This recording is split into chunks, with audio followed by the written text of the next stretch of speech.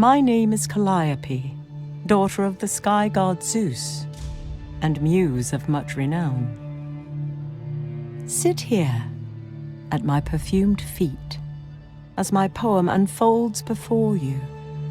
An epic that springs from the depths of the sea and finds its end upon strange shores. For this is your story, the story of Argonus, son of Argus the shipbuilder and friend to Jason the hero. Our tale begins like many a sailor's story before it, with tragedy and a lilting song that carries from one dark wave to the next.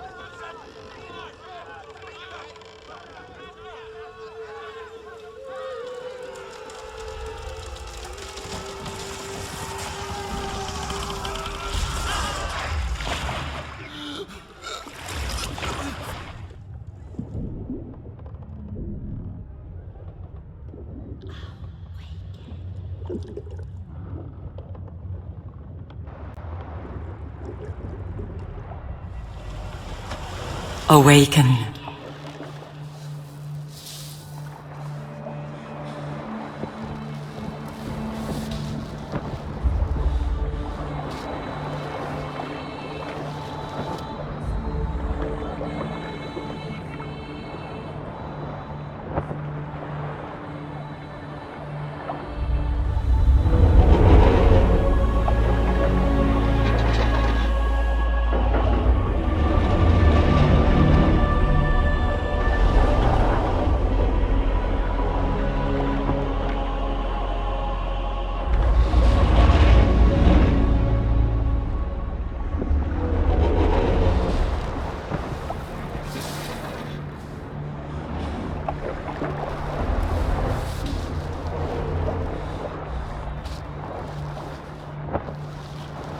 Book 1, The Blight.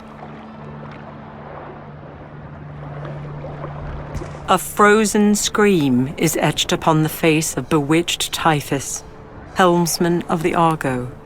Never again shall he foretell the rising of black waves. This owl seems unaware of its preternatural perch, and unconcerned with the plight of a shipwrecked sailor.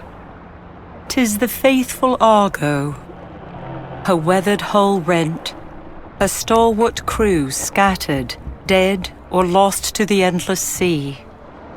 A faint melody can be heard as the sea wind blows past her figurehead. Acastus, the son of King Peleus and a lifelong consort, reaches in vain, his sun-baked flesh now that of ashen stone. This statue, if it could be called thus, is that of Hylas, a man whose hands brought ore to water not but a day ago.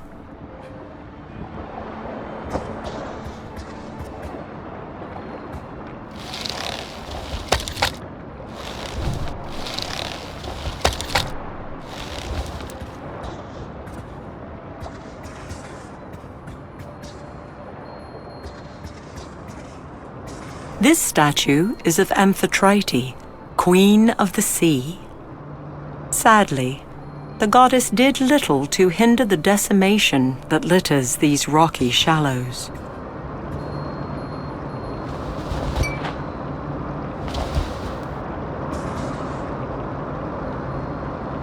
No craftsman could sculpt a child so lifelike, nor create that which now stands lifeless.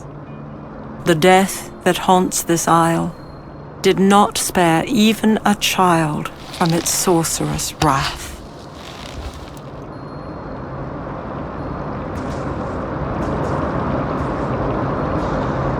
The water that flows from these rocks would keep even the most stalwart from discerning what lies beyond.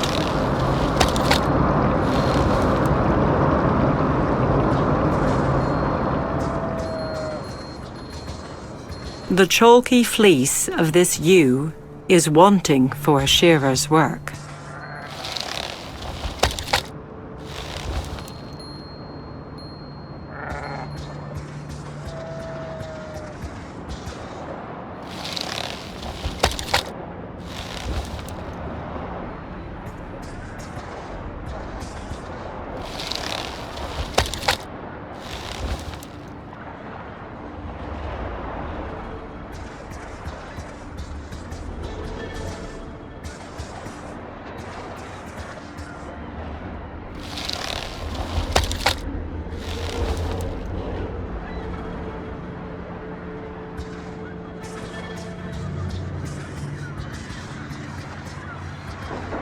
This statue would appear newly struck, as the salt of the sea has yet to assail its stone. This hound was not spared the fate that befell the other inhabitants of this isle.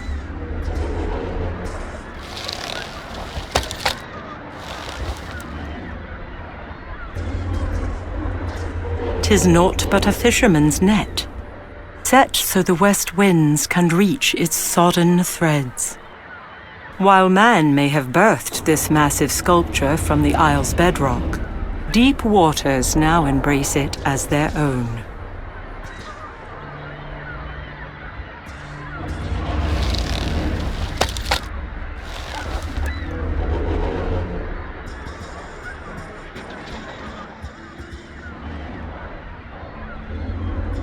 An impossible horse with snow-white wings grazes upon a hillock, unaware, or perhaps indifferent, to a sailor's presence.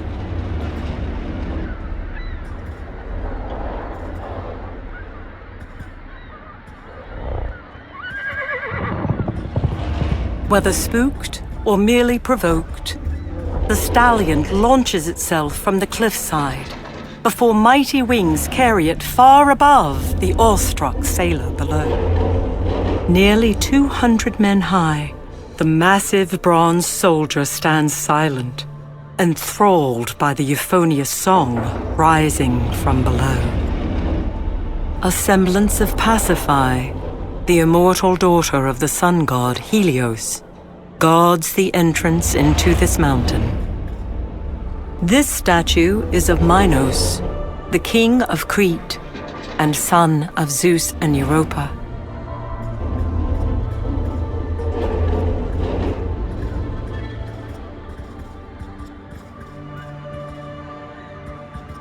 The bell-shaped flowers of this mandragora are common throughout the Isles of Greece.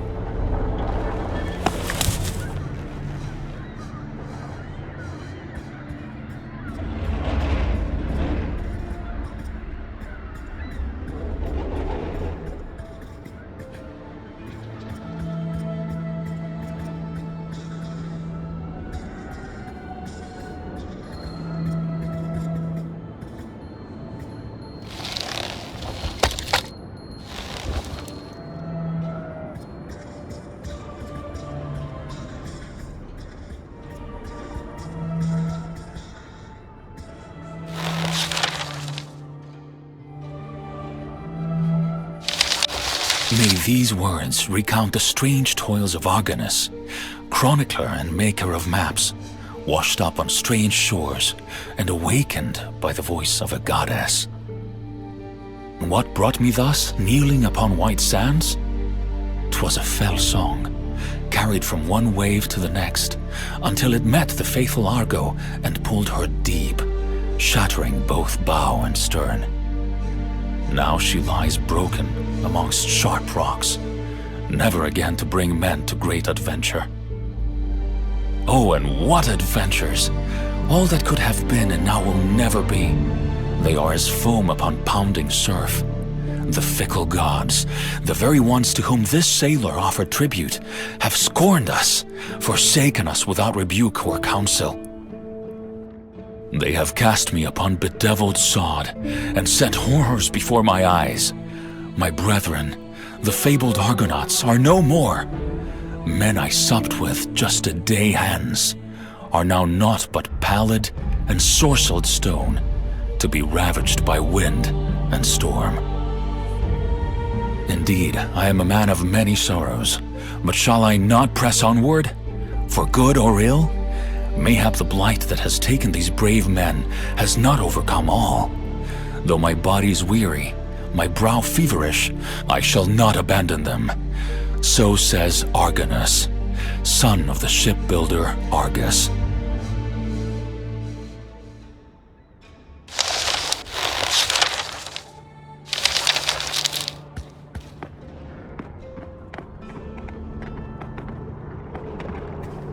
"'Tis Palamonius, son of Olenane Lernus, whose bodily frame and valor no man could match.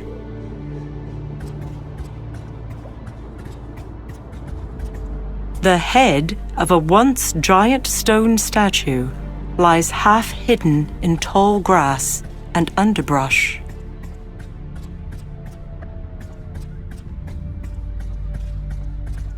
An unseen hand forces Argonus from his feet and into a dense thicket skirting the stone path. A soothing voice murmurs in his ear as the sailor witnesses the passage of things only spoken of in tall tales, and even then, in whispers. Be quiet for but a moment, the voice counsels. Once the otherworldly creatures fade from sight, Argonus pulls himself from the dust and gazes skyward. Before him, held aloft, is a handsome woman, replete with glory and power. How many times must fair Athena save one man?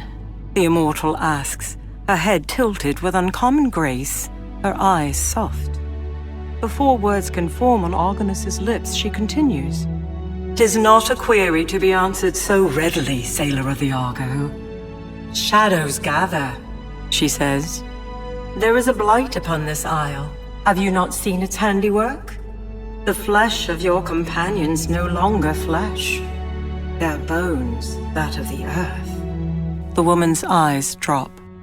"I fear my own hand may have set these dire events into motion. For this, I will make amends.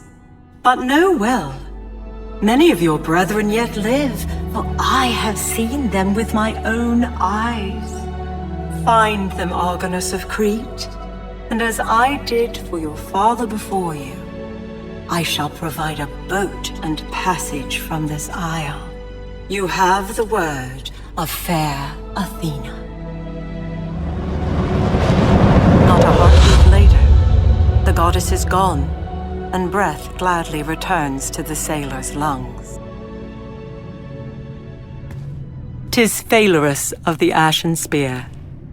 His father, great Alcon, shall never again welcome home his prodigal son. The statue is certainly that of the hero, Oileus, peerless in courage and strong in spirit.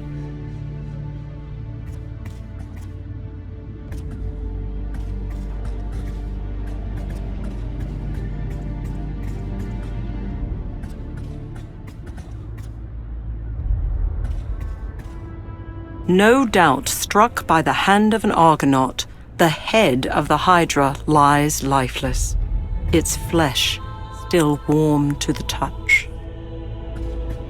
Hail, strong Erobotes, the son of Iris, skilled in the seer's art of seeing between the mortal coil and the dark veil beyond. Paul Canthus, son of Abas. Never was there a sailor more eager to quest or raise weapons against a common foe. It is said that he was granted an enchanted weapon from Ares himself. Calais was a welcome comrade and could fashion ships to make trial of the seas with heavy oars. Thanatos has lost a great son in Euphemus. He was the most swift-footed of men, and was wont to skim the swell of endless seas. 'Tis the visage of strong Asterius, son of Hipparasius, who stood 200 of men against the Gagenes on the land of the Doliones. If not for its stone plight, this Methosian hydra is like the one said to have been brought low by Heracles during his 12 labors.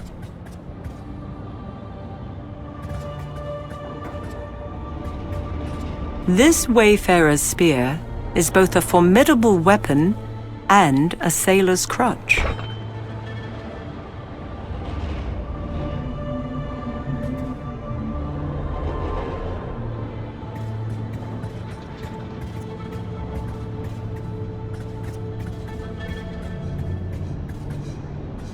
One can become extremely ill, consuming the berries from this black nightshade.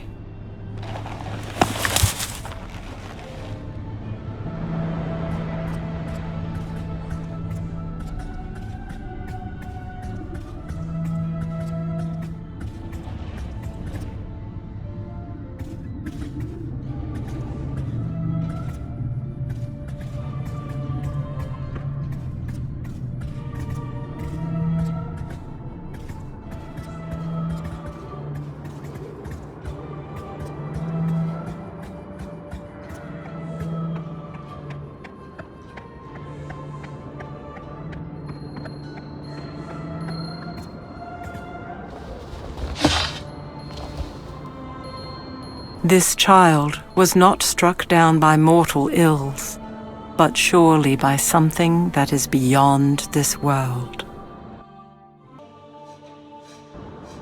This young woman, most likely a temple worshipper, seems to have been frozen in time.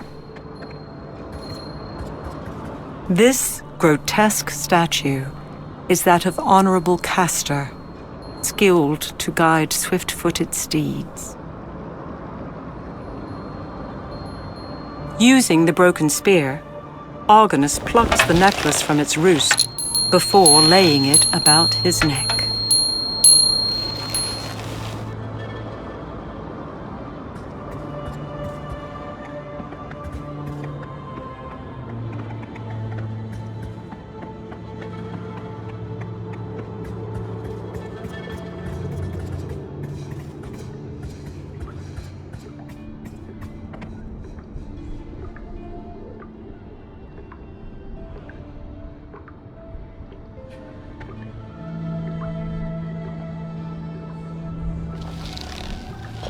The stone drops neatly into the groove, and the great eye slowly moves, revealing a hidden passageway.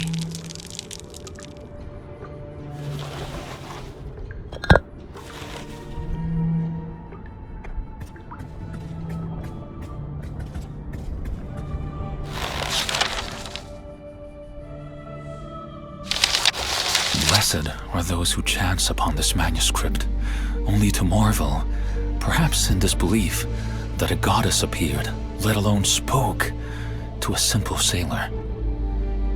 Whether for grandiosity or merciful boon, fair Athena has once again brought me from certain harm. Yet this time it was not from deep water's grasp that she pulled a drowning man. This peril moved quickly, set high upon slithering tails. 'Tis true, for I have beheld such. And what wisdom flowed from the lips of the goddess, parting to mortal man? Admonishment? Pity? No, naught but hope. Upon each honeyed word I clung, drawn to them as a moth to a distant light within a dark wood. Then a covenant was struck between fair Athena and this sailor. Find my stalwart companions, those who yet live and are scattered upon these shores. And though horrors surely await, she will lead us down gentle paths to a waiting boat and safe passage from this isle.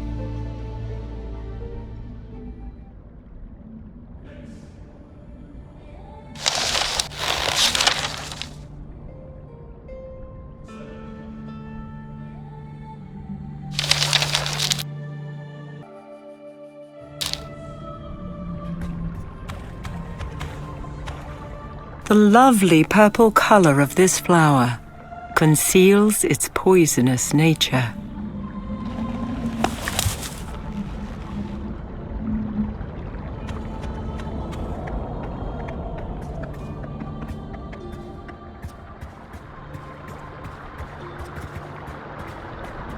An intricate carving of a fish betrays which god inhabits the temple beyond.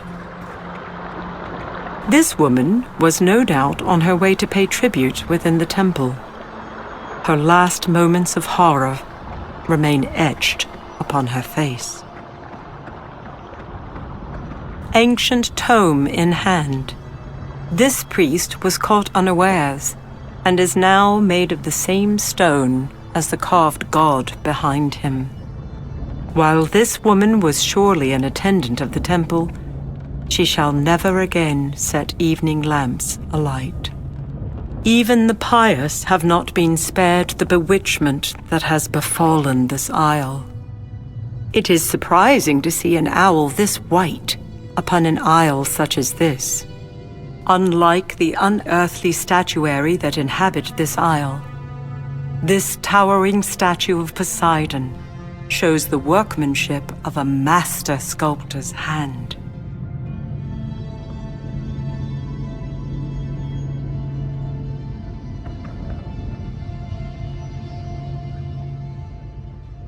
Removing the necklace, Argonus holds it before the statue, praying silently that Poseidon recognizes it and grants audience to a weary wayfarer.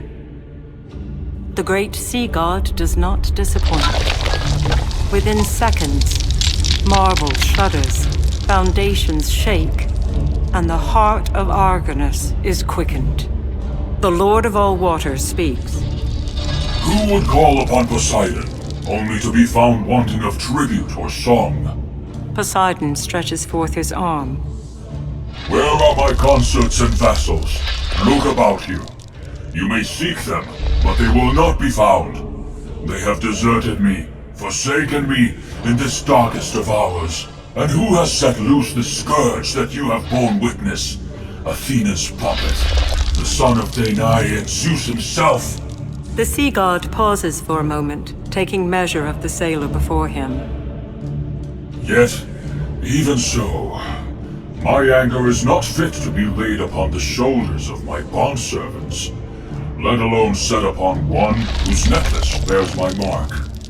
Leave me to my grief and seek me no more. I have opened a way for you. Take it if you wish, or abandon it. It matters little. The statue of the sea god turns his gaze away from the sailor and speaks no more.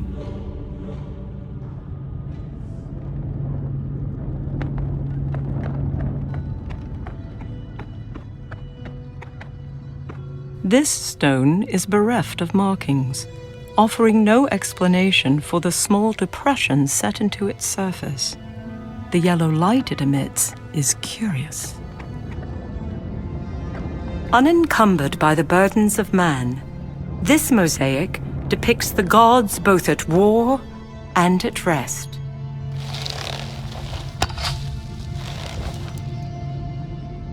Colorful tiles create an exquisite depiction of the sea god ruling his realm.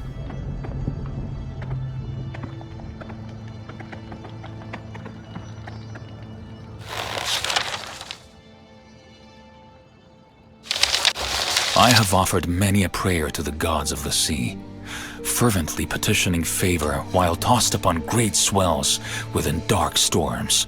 Yet it was not until my foot felt consecrated ground that any scales of disbelief fell from my eyes. Within my heart, I feared the very thing that has taken grip of the isle has rendered this temple nothing less than a tomb. For those who would worship here have succumbed as well, now the same ashen stone as those who pulled oars upon the Argo's salted decks. But within the midst of the dead, did mighty Poseidon, Lord of all waters, arise and speak, his voice a trumpet within sacred halls. Anger and fury rode upon his words, and a great grief followed close behind. He spoke of the son of Danae and of Zeus, whom I know from my studies to be honorable Perseus. But even with this discernment, how that hero is culpable for such great sorrows is, in itself, a great mystery. And though I paid no honor to Poseidon, nor did I bring him tribute or sacrifice, grace fell from the sea god's hand. My form was spared his wrath, and the rush of great waters grew distant until they could be heard no more.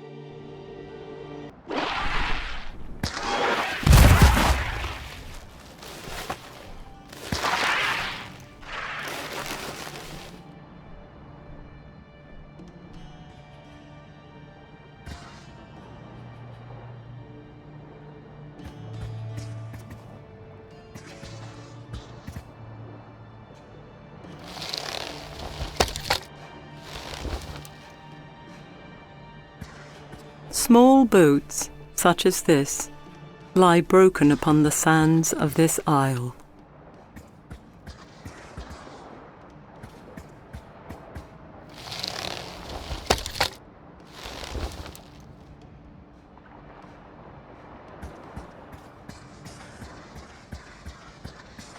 This man appears to have been shielding his eyes from the very thing that took life and left only stone.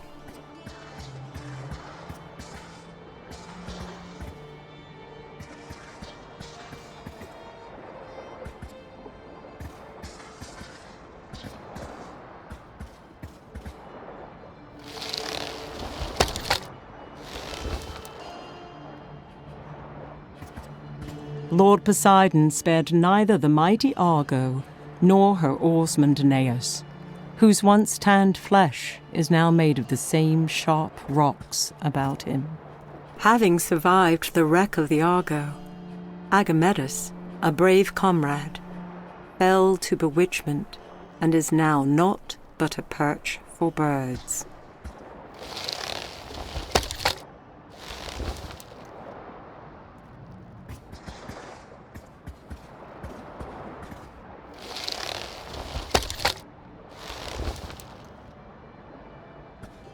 Here stands strong Argonus, warder of Ocalia and friend to all who put oar to Poseidon's dark waters.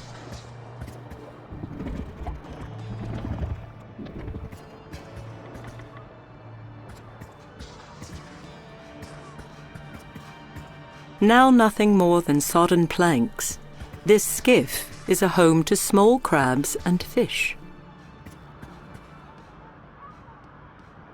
This statue appears to be under construction.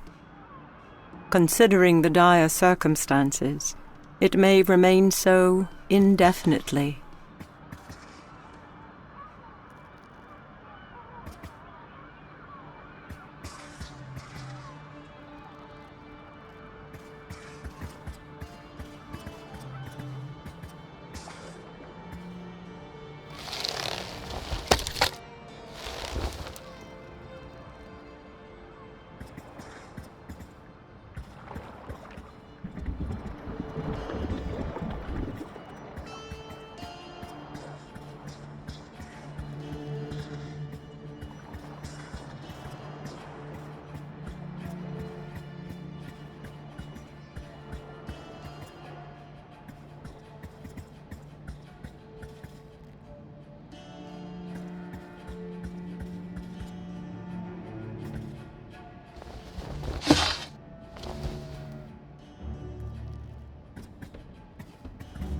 The simple robe of this man betrays him as an attendant of some god. Which one, however, is unclear. The Blight, of which Athena spoke, has left a trail of sorrow in its wake. Never again shall this beast of burden pull cart or dray beneath a scorching sun. Of men who would share the toils of his brethren, none compare to fair Asterion.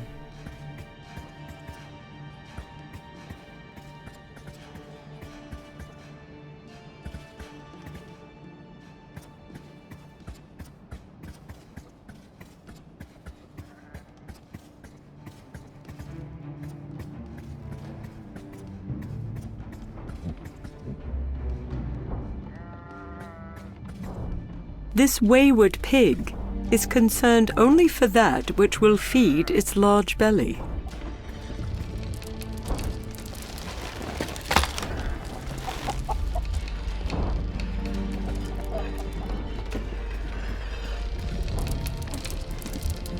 Nothing of interest can be found on this ordinary chicken. Any speculation on how this chicken might be tied to the events of late is completely unwarranted. This chicken wanders aimlessly upon the sod, as chickens are wont to do.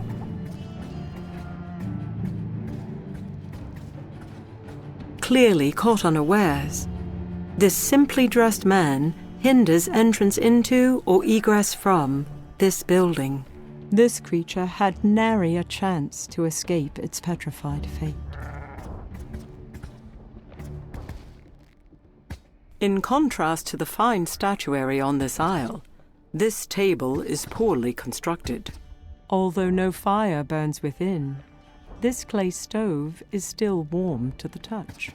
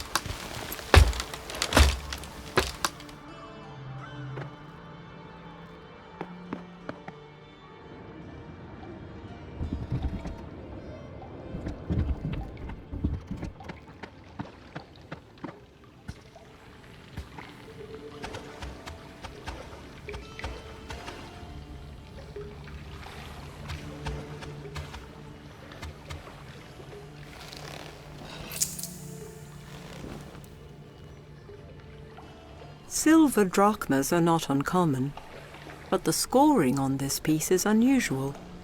'Twould be more fitting were it found within Hades' temple.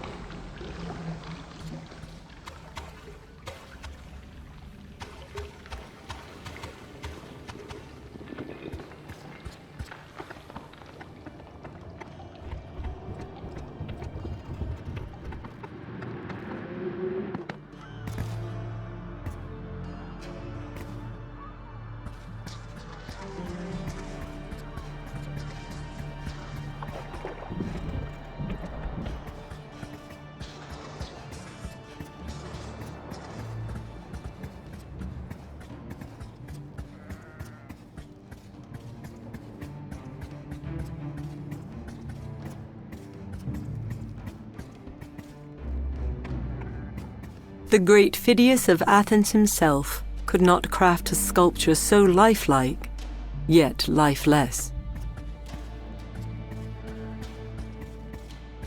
The look of horror on this mother's face is a thing to haunt dreams and drive men mad. Neither man nor woman is granted mercy from the scourge that stalks this isle.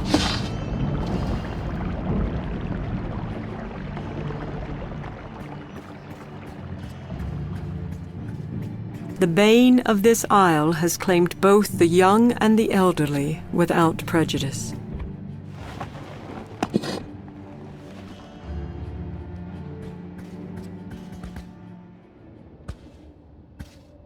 Uncovered food such as this is sure to draw flies. This hide has been set out to dry, no doubt to later be used as clothing or bedding. This sack likely contains grain, or perhaps corn.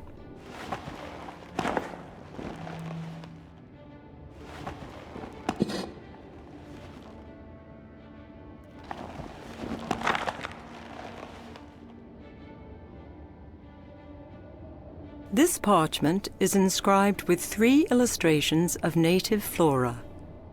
Next to each is a name and a brief description. Datura, purple trumpet flower. Black nightshade, white flowers with berries. Mandragora, green leaves with red flowers. Near the bottom is a drawing of fire, and within it, a single word: sleep.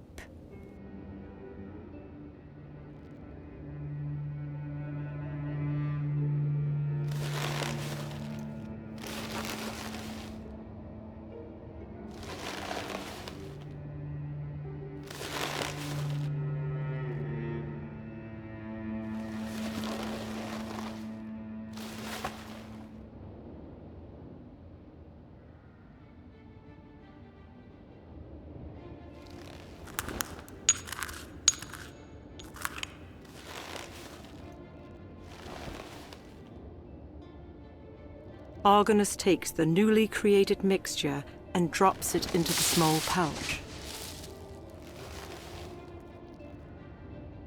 This sack, there is little of interest on this hastily crafted shelf.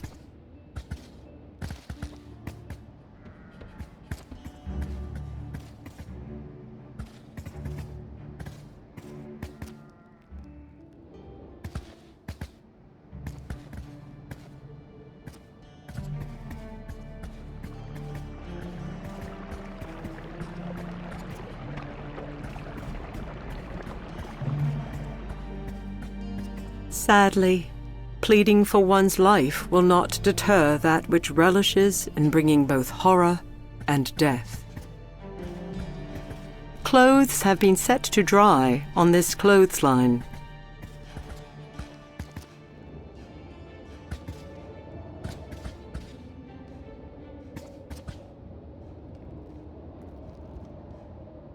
This large shelf is stocked with various vases and bowls.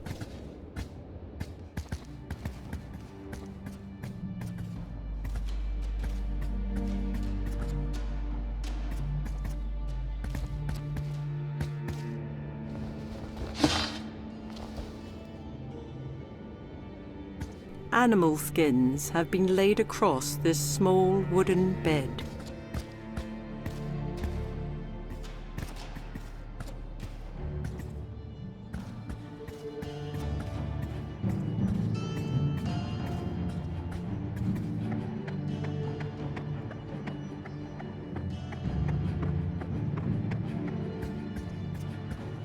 Tireless winds blow past the form of fair Alcon, who was well skilled at inferring from sun and star the stormy winds.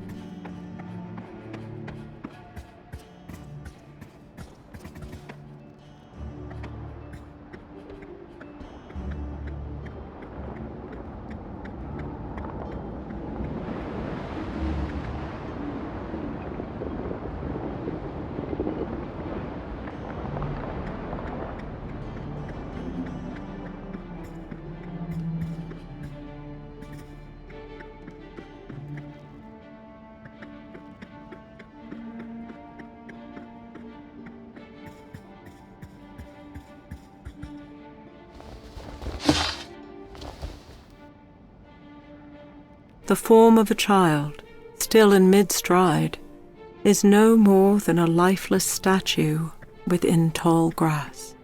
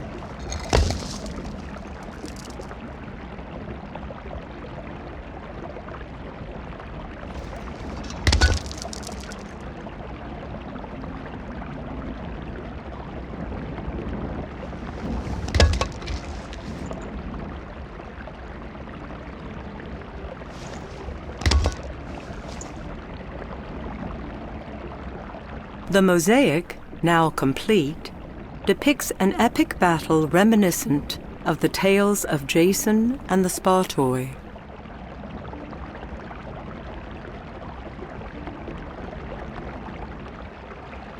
Neither discarded coins nor any telltale markings can be seen within this fount.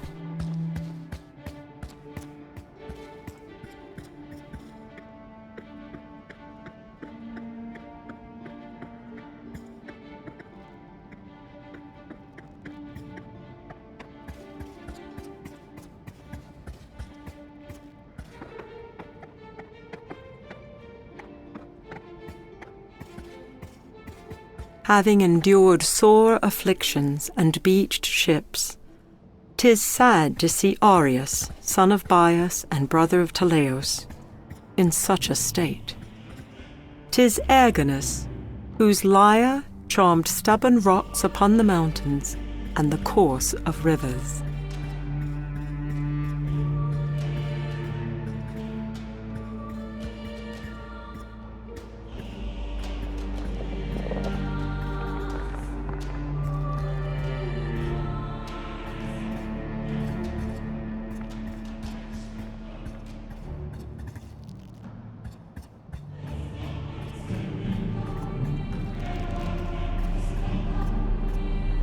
This shallow pond reflects tall stones, set about it as if to keep the water captive within this golden veil. Phineus called these beasts the dogs of Zeus. 'Tis an apt description for something that would eat what even most creatures would trample underfoot. Whether the golden skin of these apples was transmuted or grew as such is just one of the many mysteries upon this isle. Argonus reaches for the golden apple, but a monstrous hiss from above stays his hand.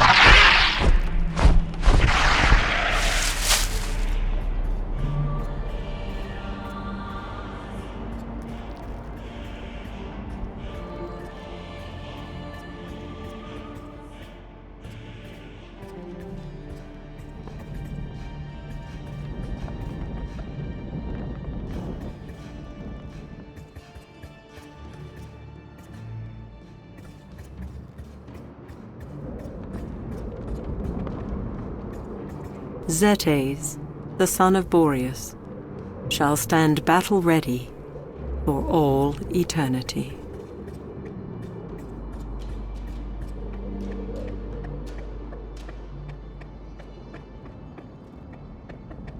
The eyes of this man appear as if pleading, begging to be released from a stone prison. Much like her life, this elderly priestess's torch has not only been snuffed, but petrified.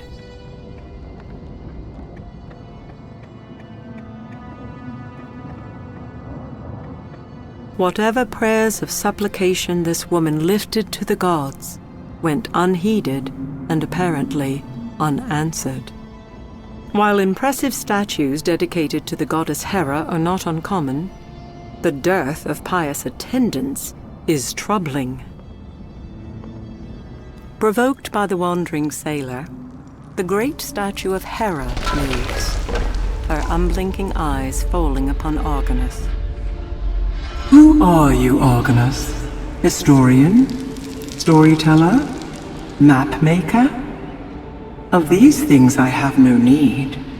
'Tis a warrior's heart I seek. With that, the goddess turns away and becomes stone once more.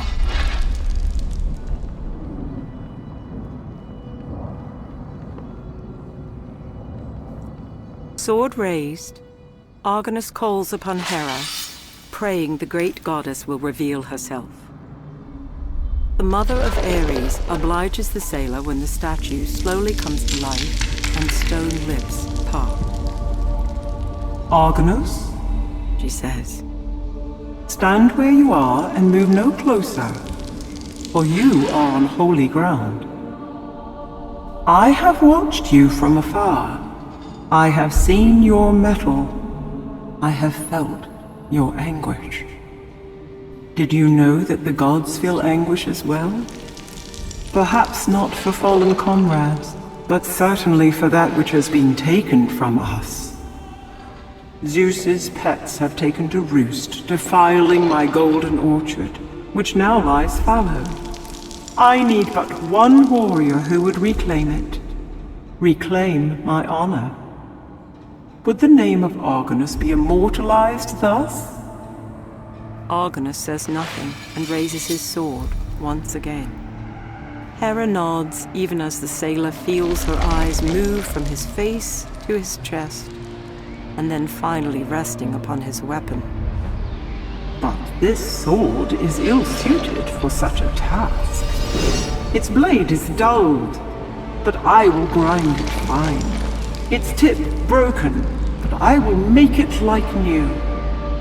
Hera transforms the weapon, reshaping the steel with nothing more than a wave of her hand. As Argonus marvels at the restored sword, Hera reverts to stone, but not before a final warning. Prove yourself, sailor of the Argo, and you shall be rewarded. Fail in this, and not even Athena can save you.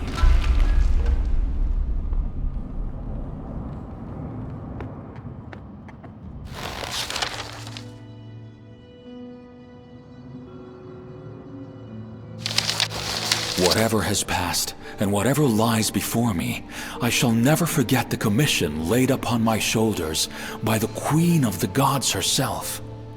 The marvel of Hera's appearance alone would have rendered this simple man dumbstruck, if not for the tales told to me by trusted Argonauts. For I have sailed with men who consorted with gods long before my sandaled foot touched bewitched sand. They have set tall sails on dark rising swells that no other ship has traversed.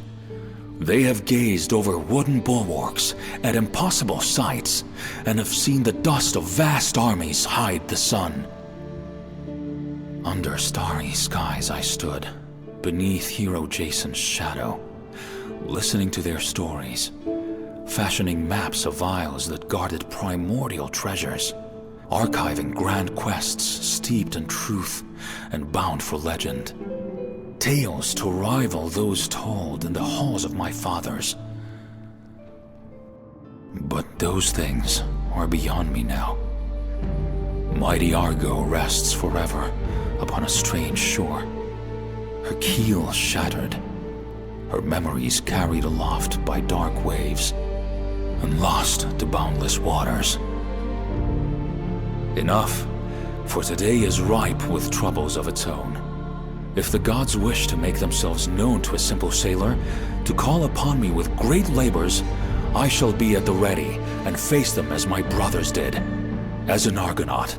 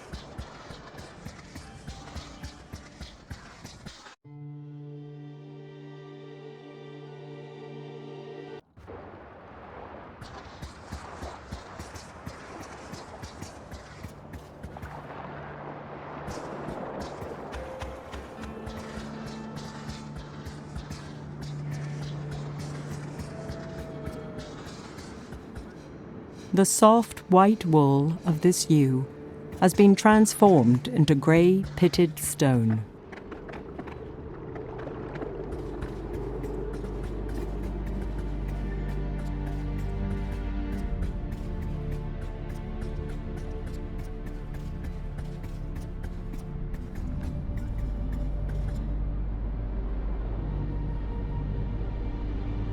Argonus drives the enchanted sword into the Hydra's mouth. But even using considerable force, the sailor of the Argo can extract no more than 3 of the beast's teeth.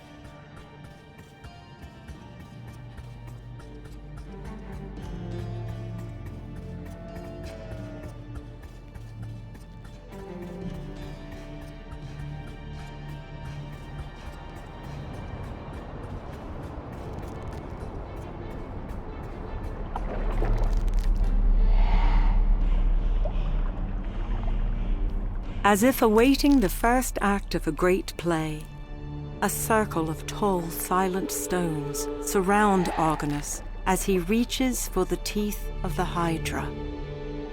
With a sweep of his arm, he tosses them into the shallow water, like a farmer sowing his field after winter's winds have faded. The ground trembles beneath the sailor's feet, followed by an uneasy silence. Then, one by one, skeletal foot soldiers rise, their stalwart shields bearing the mark of the very thing that birthed them. The undead warriors look to the trees and move as one toward the harpies that desecrate their branches. They engage the beasts with fury, raising sword and spear, staining the green sod below with splatters. After a short skirmish, the dogs of Zeus relent and are driven from the dense boughs and into grey skies. Victorious, the skeletons remain, ensuring the safety of the goddess's orchard.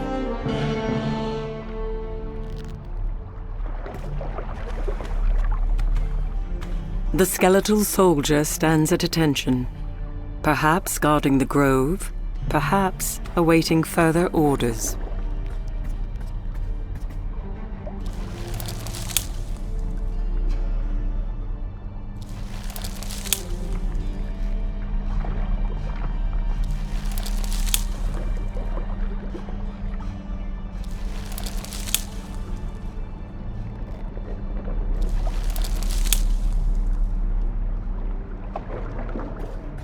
Sword in hand, this skeleton moves silently beneath the trees, patrolling Hera's orchard.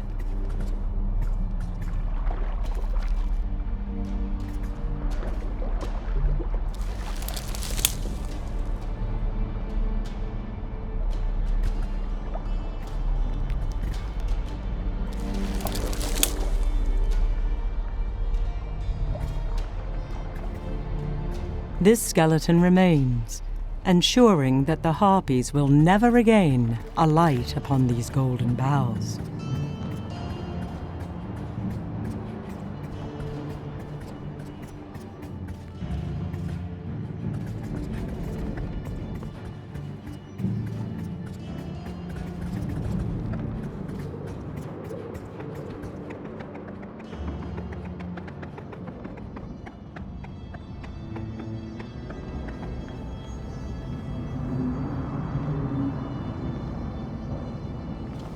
It takes naught but a few heartbeats for the statue to stir, and the mother of all gods to awake. Well done, sailor of the Argo, Hera says. You have driven the harpies from the boughs of my orchard. Their broad wings have taken them into the skies, and their lamentations are heard no more. And what is your reward for such courage? Gold that rests within your palm? Your name remembered in my great halls? Yes, it shall be these things, the goddess says as she returns to stone. but step outside this place and see if it can be so much more.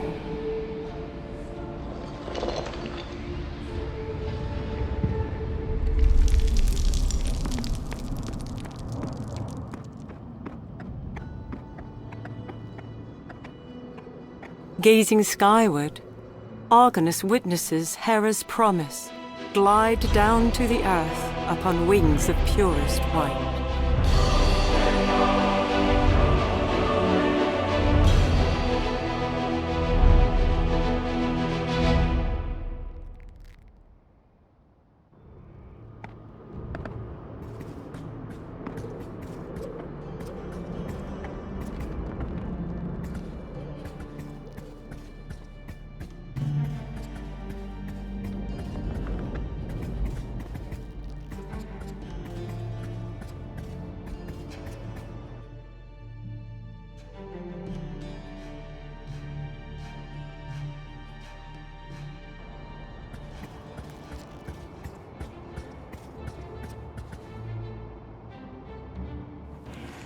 Golden apple in hand, Argonus approaches the stallion with trepidation. But the sailor's worries prove unfounded when the horse gently shakes his snow-white mane and accepts the gift. Sensing a kinship, Argonus straddles the great winged horse and for a few moments at least leaves the burdens of the world far below him.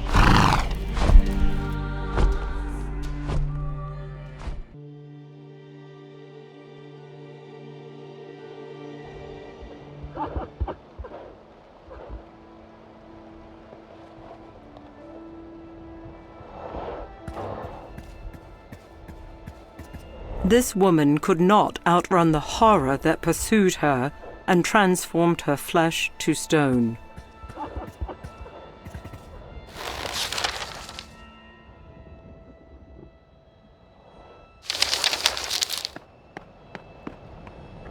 Book 2. The Burdon of Thanatos.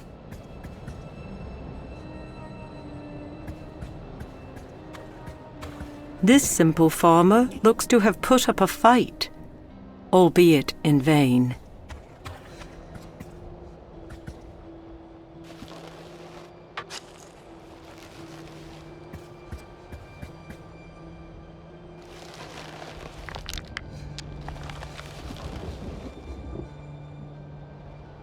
"'Tis a note written on parchment. It reads, Elhood. The coals were unfit for the forge. Take care with the wood, you let it burn too high. Dirt first, then fire.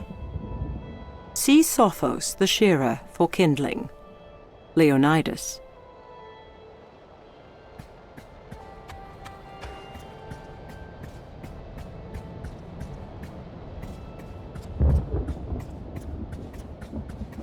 Bards will tell countless tales of Idas, he of boundless strength, and slayer of boar and centaur alike.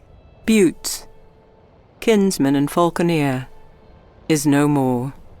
The land of Tegea has lost a favoured son.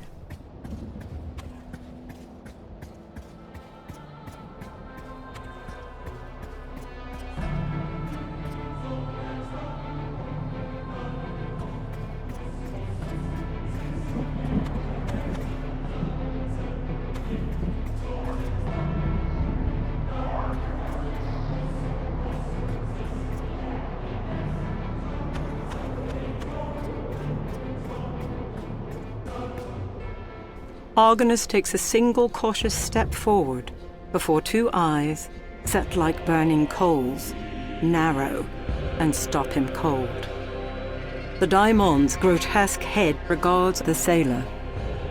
Nay, Argonus, son of Argus, thou cannot pass beyond this threshold.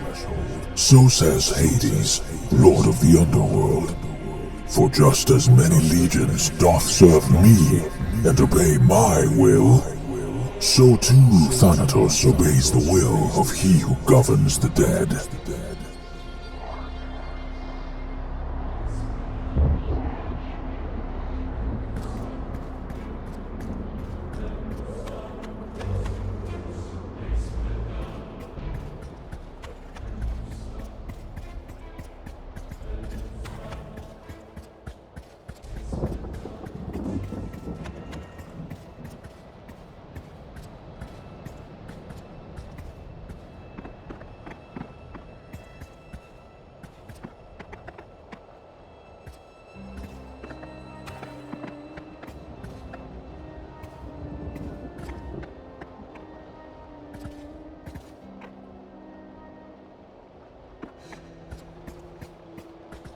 It is obvious that this man was trying to shield the woman from harm. Unfortunately, he failed. This man was attempting to crawl away from that which would bring him doom.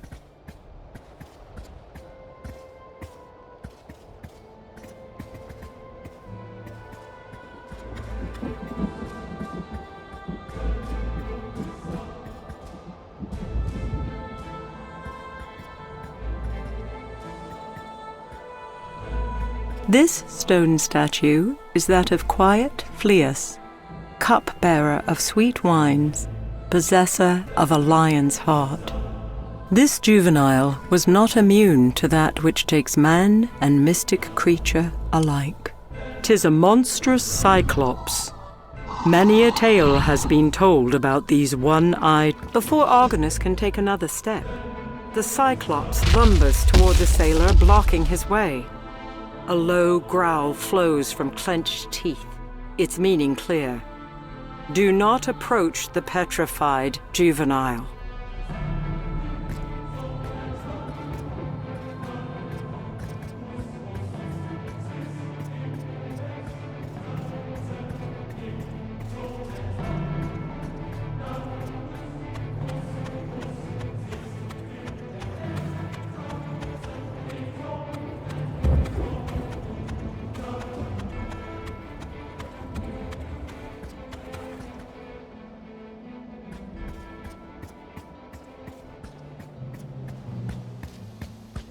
As soon as Argonus steps from the shadows, the daughters of Phorcys raise their heads, their shared eye sensing his presence. One of the Grey Witches lifts her frail arm and gestures. Immediately, the world begins to swim, and the sailor of the Argo finds himself elsewhere.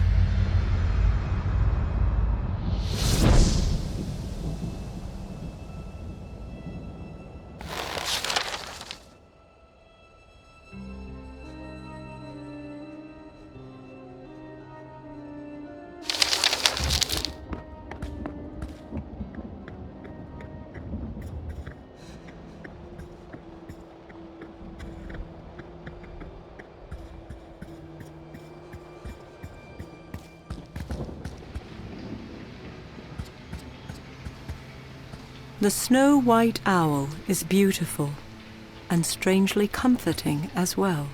This stone is bereft of markings, offering no explanation for the small depression set into its surface. The yellow light it emits is curious.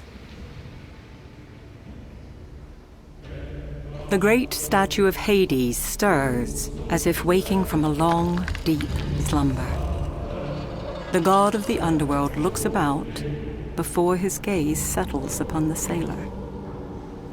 Argonus, son of Argus, the shipbuilder. I have heard your name spoken within the halls of Zeus, albeit in whispers, and even then through mediary. It is said that fair Athena herself has laid upon your frail shoulders a great burden. And while she charges you to seek out your comrades, I find it curious that the goddess of wisdom would care so much about that which Hades governs. The god looks away, as if seeking something, that even he cannot find. I know a great many things, Argonus. I know when each soul departs this mortal coil. I know when they enter my realm, and I know on which dark river they set sail. However, what I do not know, Hades says, his eyes once again turning toward Argonus, is why the names of two sisters are also uttered high upon Olympus. There is an object, an orb that can grant me such an answer. Who would be my steward? Who would bring it here, to my temple, to me? Without hesitation, Argonus nods. Pledge made, the god of the underworld stretches forth his hand, and a helm materializes before Argonus. Take this helm of darkness. Wear it, and eyes will be blinded to you. Succeed in this boon, and I will provide you with something greater. A way forward where there was none. So says Hades, brother of Zeus and Poseidon, ruler of the dead. And with that proclamation, the statue shifts once more and becomes silent.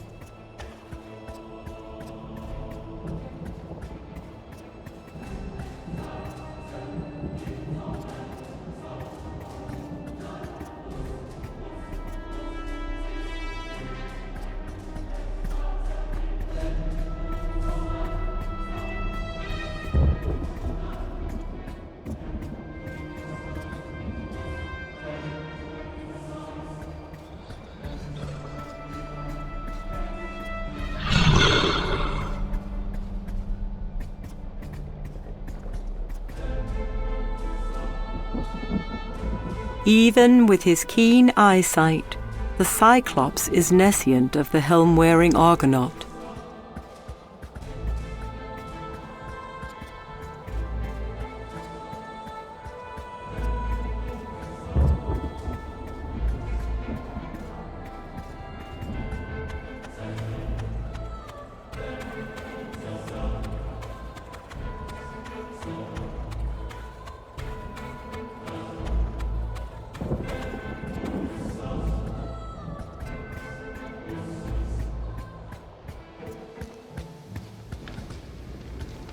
It does not take a chronicler, nor a seer, to recognize the women that warm themselves by the fire.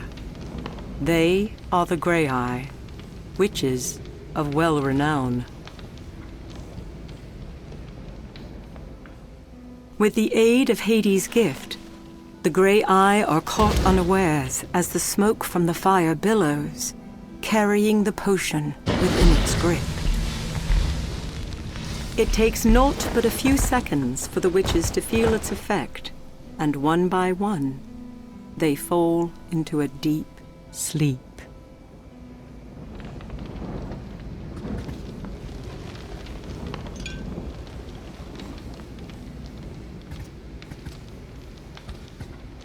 Finely embroidered pillows rest upon an equally elegant rug. One can only speculate the strange purpose of such an apparatus. 'Tis fitting that an iron cauldron is found here, standing at the ready.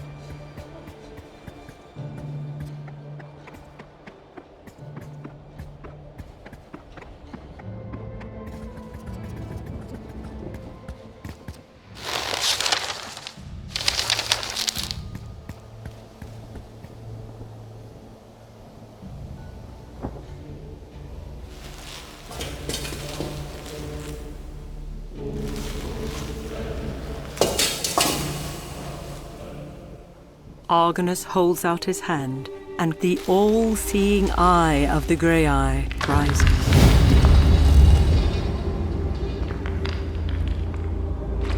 The god of the underworld stretches forth his arm, and light, not unlike that of a moonbeam, engulfs the sailor of the Argo. Argonus turns, and for the first time since setting foot upon this bedeviled isle, bears witness to his bane. With naught but a simple gaze, a woman, her hair like a nest of snakes, turns one of his shipmates into stone. The other creature, distraught, moves between the two, pleading. Stheno, this madness must end. How many more must perish to satiate your thirst for vengeance? Let us mourn our sister in peace. Let us return home. A flash of anger crosses Stheno's face as she moves within mere inches of her cowering sister.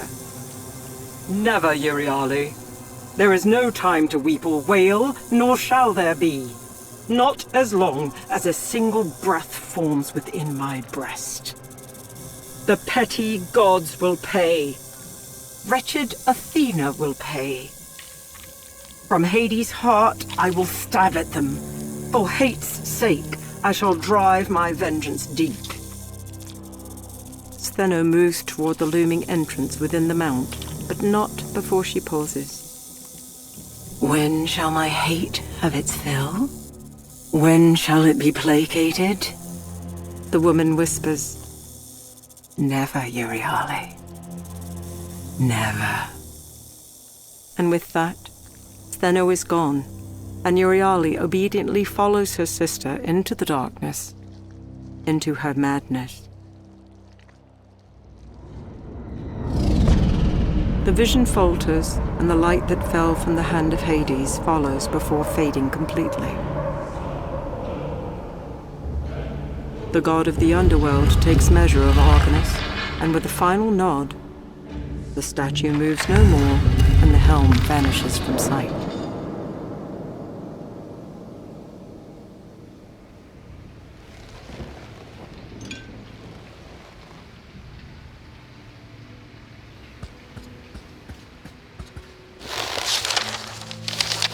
I have done the very thing that my brethren could not. I have stared into the loathsome eyes of the Scourge, and lived to tell the tale. 'Tis true, for I have watched in horror as mighty Cepheus, brother of Amphidamas, did succumb to its devilry. Those who doubt my sight, the apostates and illiterate, might say what I beheld was nothing more than a fevered dream, summoned from human frailties.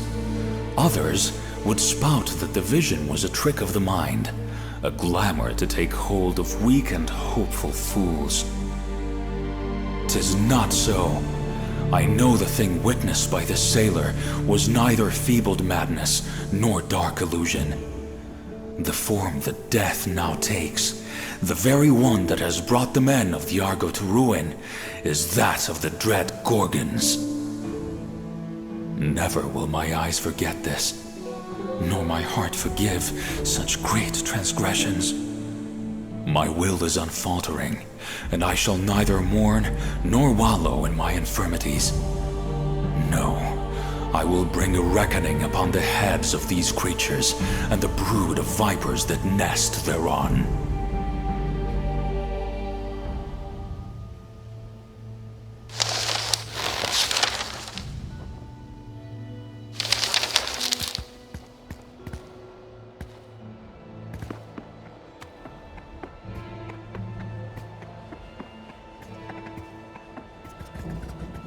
How the great eye of the Grey Eye can move on its own accord is nothing short of a mystery.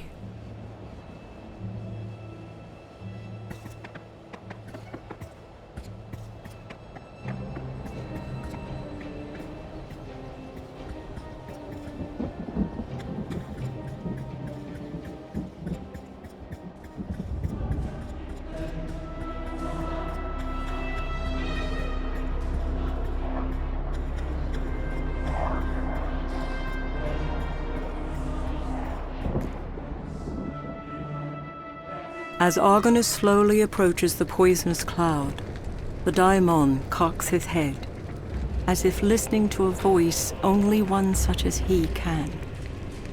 Seconds pass before the beast turns his attention to the sailor trembling before him. Never has there been a time when Thanatos was commanded to forsake those souls he was sent to gather. And yet, this is the will of Hades, the one to whom I am subject. Once again, the daimon looks away before finally letting his dark gaze settle upon Argonus. I fear this was brought to be by thine own hands, Argonaut. For without thy influence, the Lord of the Underworld would not call me hands. If I am to go forth, one must take my place. For if I cannot harvest the souls of those who remain between life and death, then the son of Argus must suffice. Thanatos lifts a claw into the air, and without further explanation, utters a single word. Menas ignis. Argonus screams as his hand is momentarily enveloped in flame. Just as quickly as it arrived, the pain passes. As the sailor looks upon his new hand in both horror and the daimon begins to dissipate, leaving only the smell of ash in its wake. Moments later, that too fades from this world.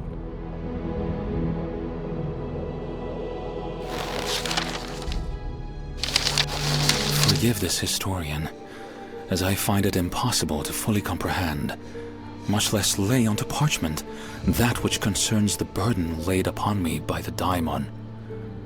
It is as if proper words seek to evade me, refusing to form upon my lips. In the days that I stood ready at Jason's elbow, I can recount only one kindred encounter, one worthy of both bards and those who would gather at the poet's feet. Listen to this tale if you have ears to hear. We had brought mighty Argo to shore on Limnos, the Sintian Isle, under the cover of darkest night.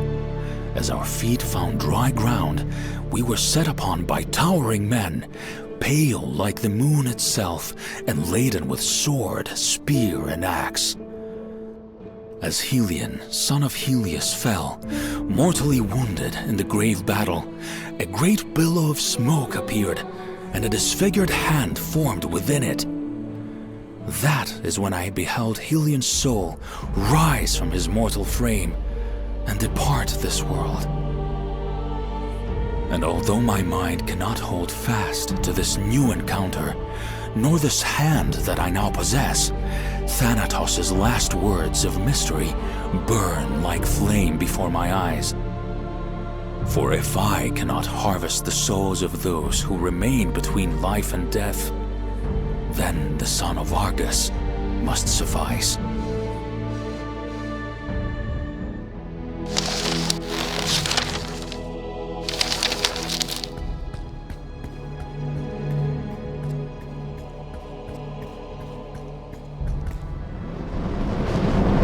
The air about Argonus suddenly grows heavy, and without warning, a rift opens, and the favored daughter of Zeus steps through. Athena smiles at the sailor. Well done and done, Argonus. You have proved yourself much more than a historian, much more than a simple sailor. And now, I sense in you a new thing, the goddess says, tilting her head. Do not withhold this gift from those who sailed blue seas and grey swells. Nor should you give up on your brethren, for while many have fallen, some still live. Again, I say to you, seek them out and save them. For the ones that have brought them low, you have now seen with your own eyes, Stheno and Euryale, creatures of madness and spite. Athena's eyes narrow as she speaks with great authority. Gird yourself for what is ahead, son of Argus. Do not grow weary, for fair Athena is with you, and a boat awaits. The goddess slowly nods her head, and without another word, is taken up into the sky.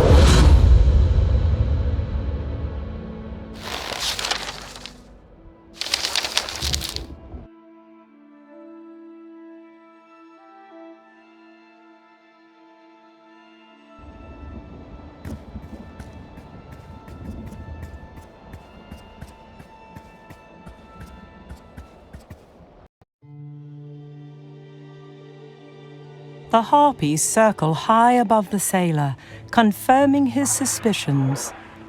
Argonus carries something that the dogs of Zeus desire. The name of this woman, or where she was returning from, will never be known.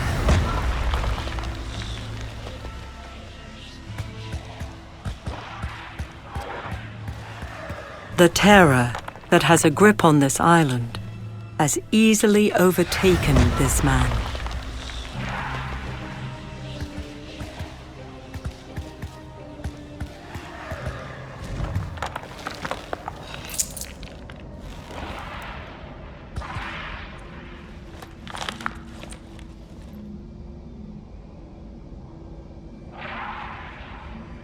The note reads, Celeus, the beast upon the hill must once again be appeased.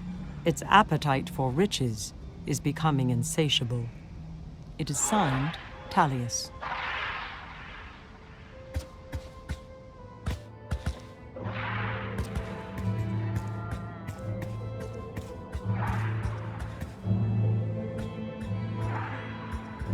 The great Phidias of Athens himself could not craft a sculpture so lifelike, yet lifeless.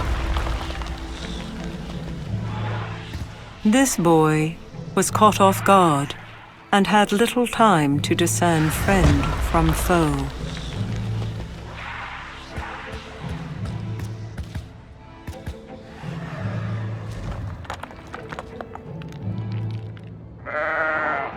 With a quick stroke, Argonus removes a small clump of the beast's fleece.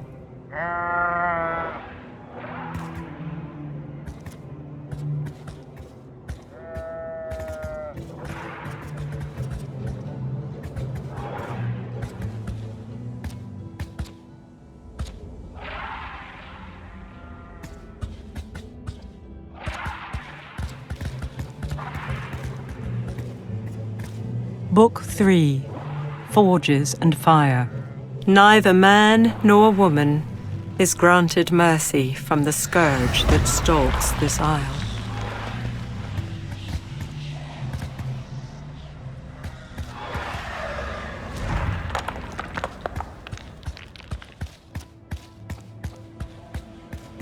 Based on his posture, it is obvious that the terror that haunts this isle caught this man by surprise.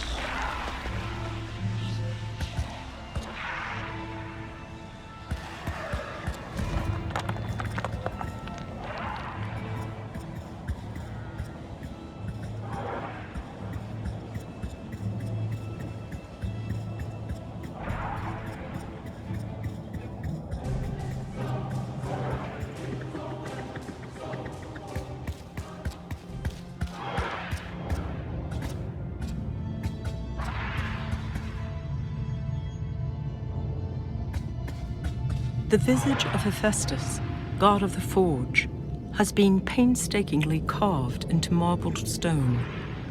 His mighty hammer looks powerful enough to destroy or break open almost anything.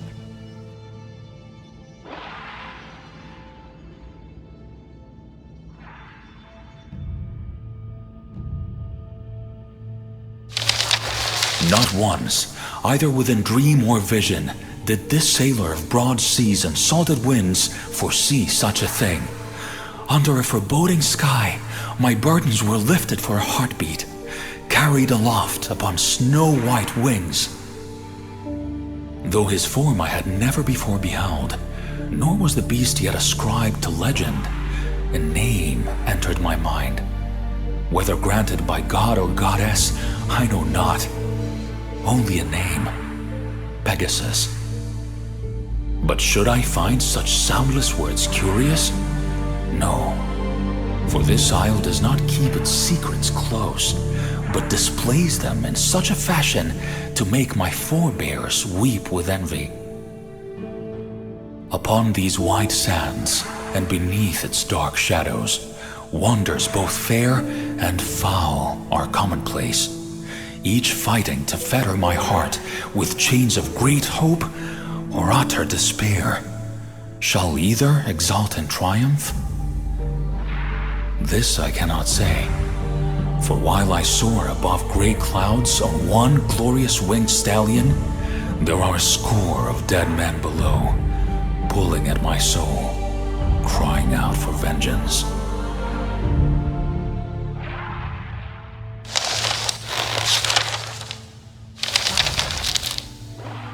Marbled stone shifts as the spirit of Hephaestus enters the ornate statue shaped long ago by human hands.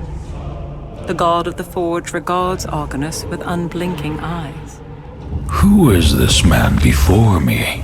Surely not one who strikes the iron, no one who stokes the fire. Nay. The god continues, his brow furrowed.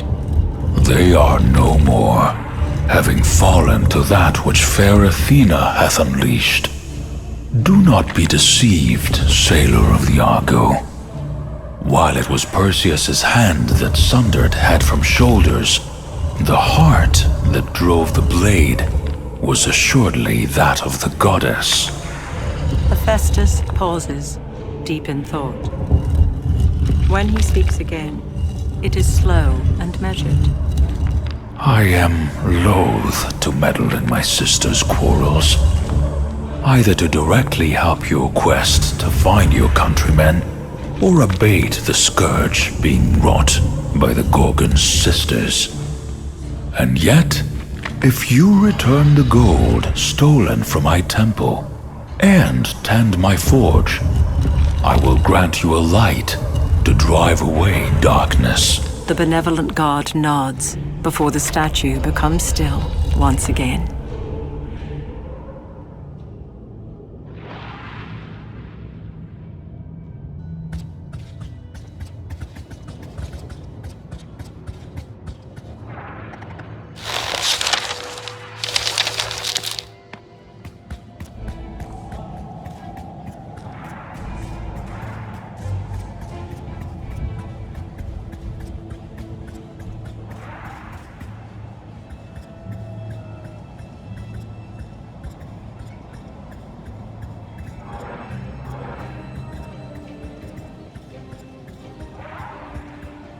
Well skilled to attack a charging foe, Nauplius now stands frozen in time, never again to bear long arrows.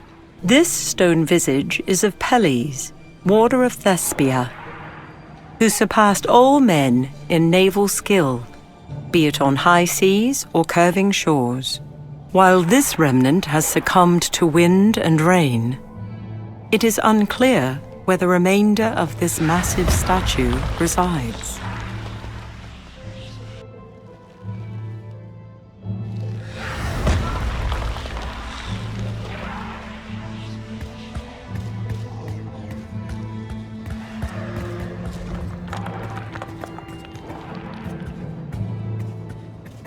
This woman, no doubt a worshipper by her garment, shall forever pluck at wildflowers.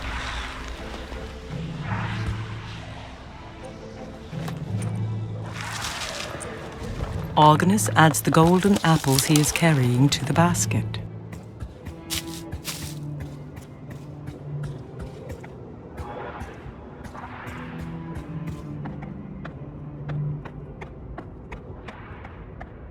Young Cepheus, aboard the Argo not but a fortnight, has succumbed to the very thing that has cursed this isle.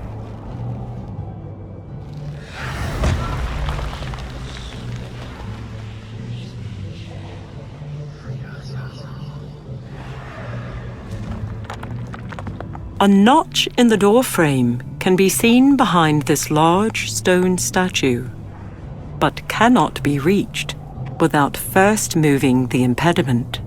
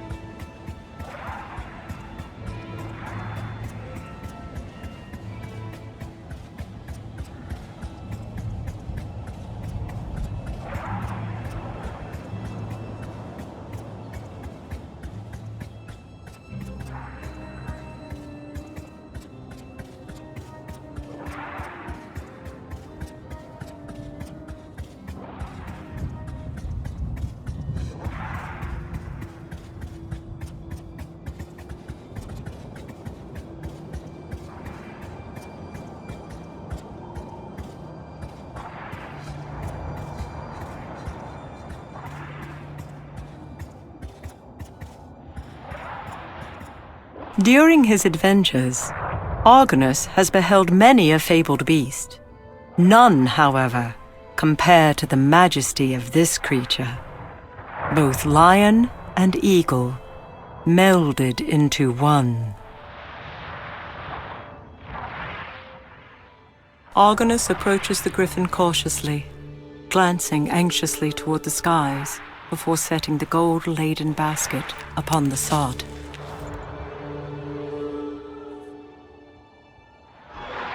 The beast immediately takes notice, as the treasure is simply too great to resist. After a moment, it leaves its hoard unguarded.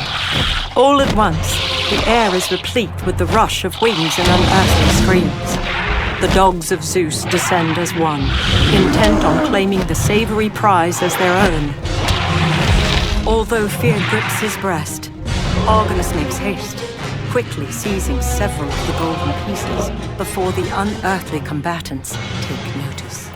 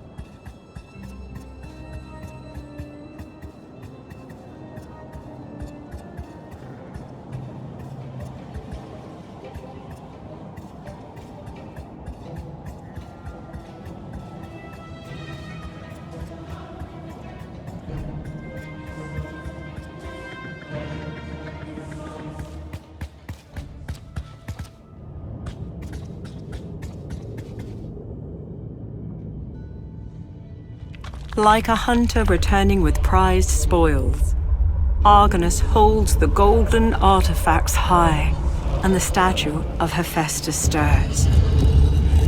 Well done, Argonus, The god of smiths says, nodding. While I will not interfere with that which has been set into motion, mighty Hephaestus can instruct, can he not? The god motions to the forge. 4 things are paramount, Argonaut. Coal for the fire, air to stoke, metal to shape, and a tool to shape it. He then points to Argonus. Sailor, historian, mapmaker, and soon metallurgist. Surely your father Argus would approve. And with that, Hephaestus looks away and moves no more.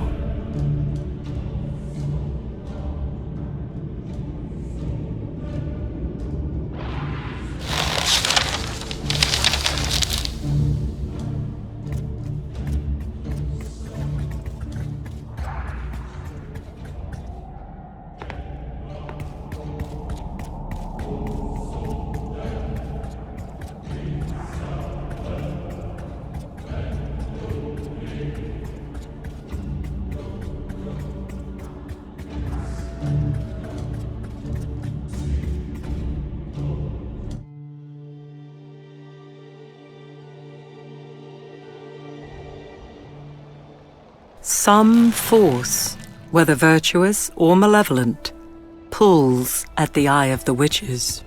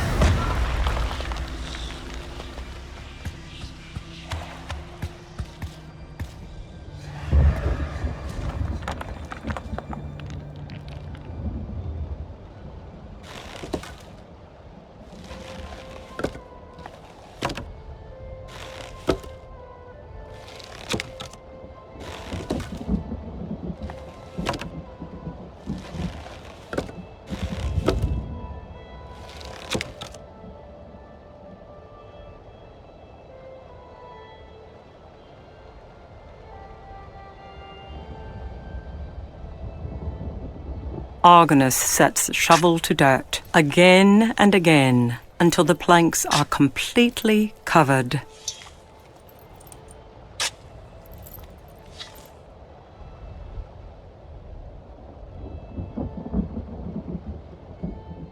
It takes only a single strike of steel on flint to produce a fine flame.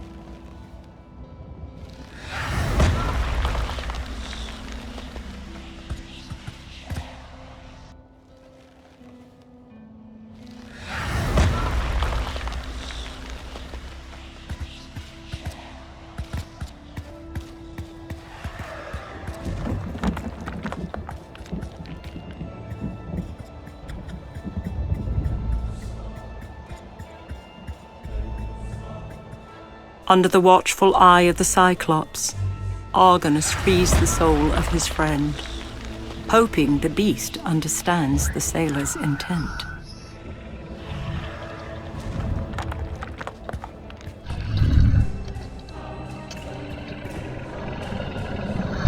Argonus approaches the petrified creature slowly, glancing back and forth between it and the adult Cyclops. When Argonus reaches the stone creature, he realizes that the adult not only witnessed him freeing the soul of the Argonaut, but must have grasped what could be done for his child.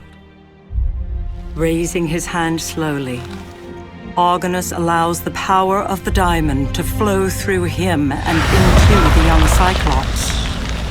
The adult begins to wail as the stone breaks, falling to the earth just as the soul of the beast rises and dissipates. His mission of mercy complete, Argonus turns toward the huge beast, his head low. The creature looks at him for a moment, before turning and slowly disappearing from sight.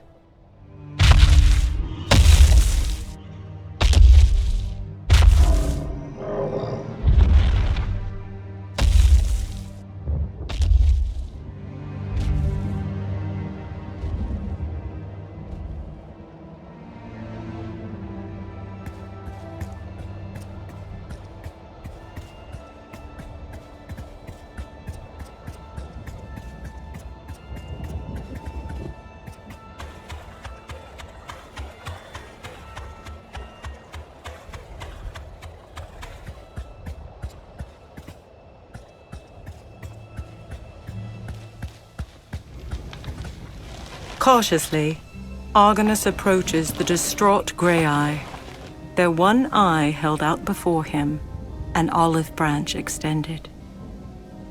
Before he can utter a single word, the orb is lifted from his palm, and moments later, gently comes to rest in old, gnarled hands. The sailor braces for retribution, but none appears. The seeresses merely sit in silence. Finally, the first speaks, her voice low and raspy. This we have not foreseen. The second follows. Stolen yet returned. The third continues. A quandary set before us. A wayward sailor? Athena's puppet? No, he is more than that. The witches become quiet once again, staring into a fire that they cannot see, pondering the fate of an uncommon thief. We know not where this ends. The first breaks the silence. We cannot stop it. Says the second. Mayhap this one can. Finishes the third. With that, the first Grey-Eye lifts her hand and slowly draws something in the air. The world around Argonus wavers, and he becomes a captive audience to words once spoken between goddess and mortal man. Come, my lovely Medusa. Lay with me again. Oh, please, great Poseidon, I cannot. I am sworn in service to Athena. Oh, no. No! Poseidon, you dare defile what is mine? And here, in my sacred temple? Mind thy tongue, Athena. Yes, the Lord of the Seas dares. But what of it? Nothing you can do can bring me to harm. Perhaps that is true. But the same cannot be said of this woman. My goddess, please. Forgive me. Athena, no!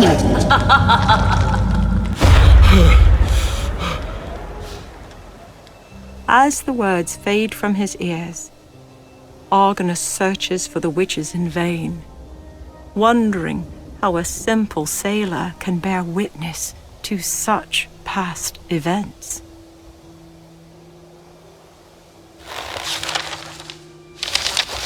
Forgive this history.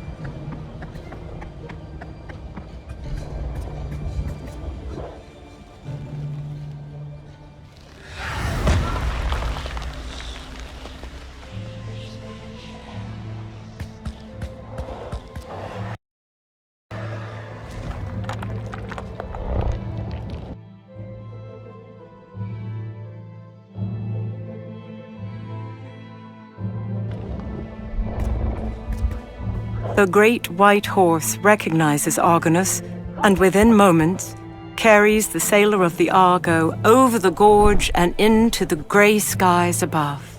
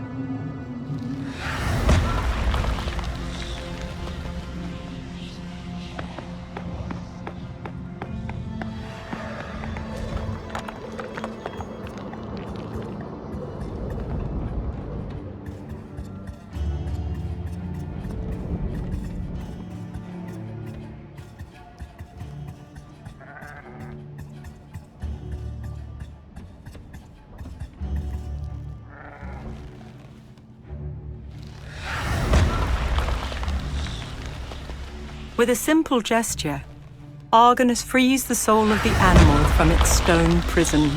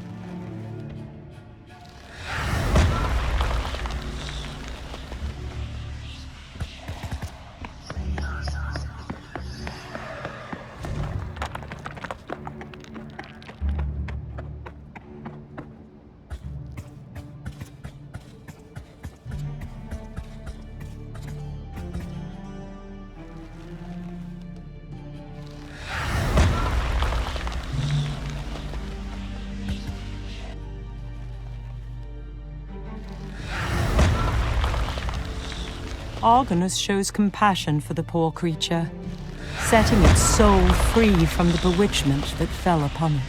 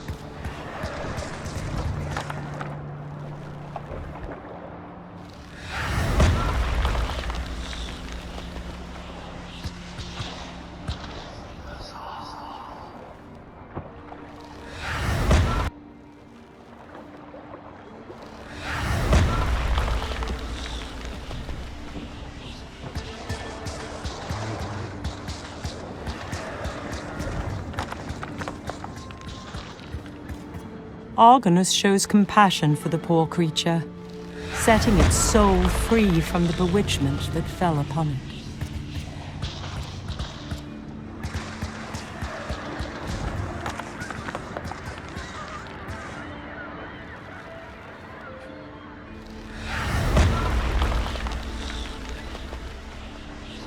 With a simple gesture, Argonus frees the soul of the animal from its stone prison.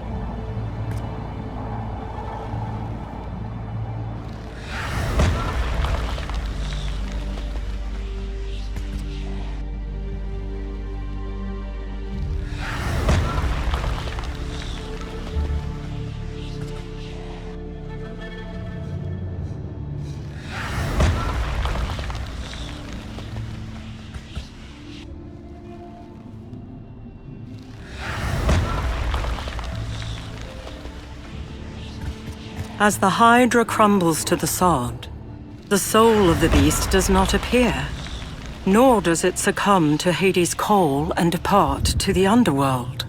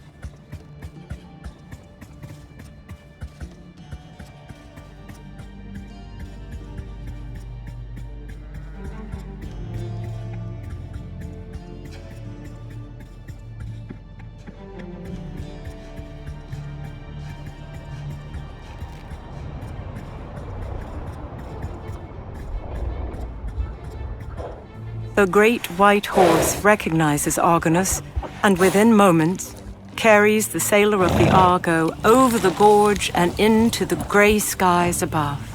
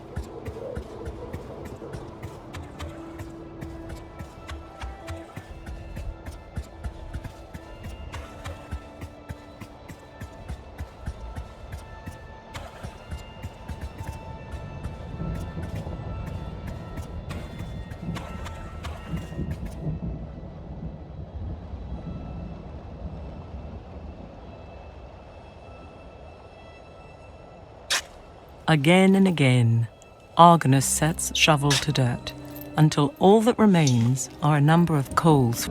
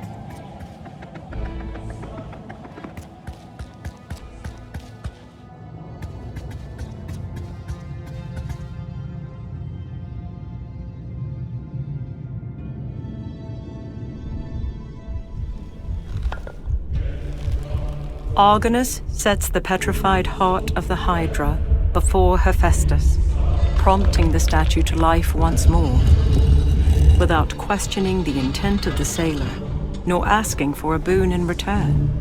The god's mighty hammer crashes down, freeing the creature's organ from its stone prison.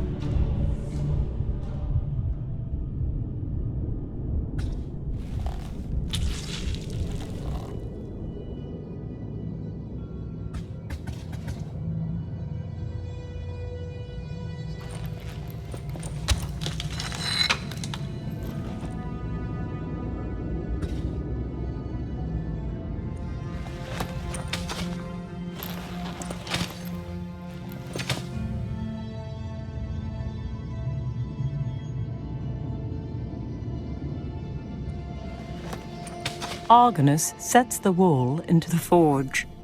It takes only a single strike of steel on flint to produce a fine flame.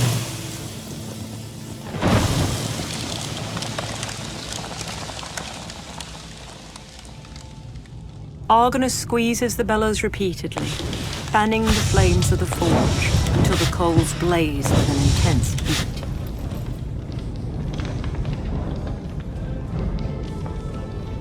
The griffin's gold is set carefully within the forge.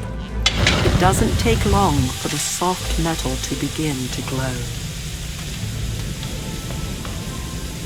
Argonus squeezes the bellows repeatedly, albeit in vain.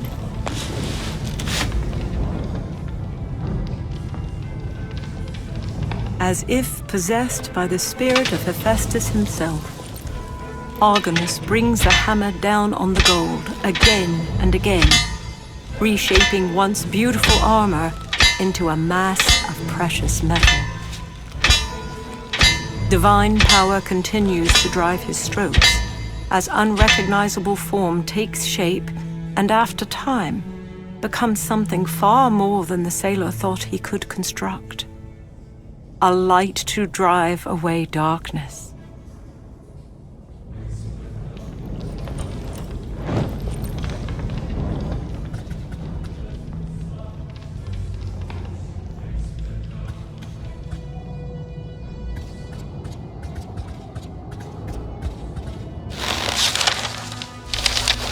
No one would fault the sailor if I were to recount, at great length and with great detail, the clash of the magnificent winged creatures I have just borne witness. For surely, even a novice storyteller could lift and embellish the battle for Hephaestus's gold with great plum and ardor. Nor shall I speak at great length about the god of the forge himself, although I would be remiss if I did not mention the great gift granted this sailor, a golden torch of unquenchable fire. I shall instead speak plainly on the thing that begs to be brought from shadow into light, the very nature of the gods themselves. I possess neither need nor desire to debate their existence, for I have received both mercy from their hands and been found wanting in their sight. No, it is not their divinity I question. It is their motives. Why would those who rule on high choose to inhabit stone visages on an uncharted isle? Why intercede with a simple sailor, graciously offering burden and blessing in equal portion? While these queries shall assail sleepless nights long after I depart these shores, one chilling question cannot be ignored. What unseen power do these Gorgons possess that even the gods would fear?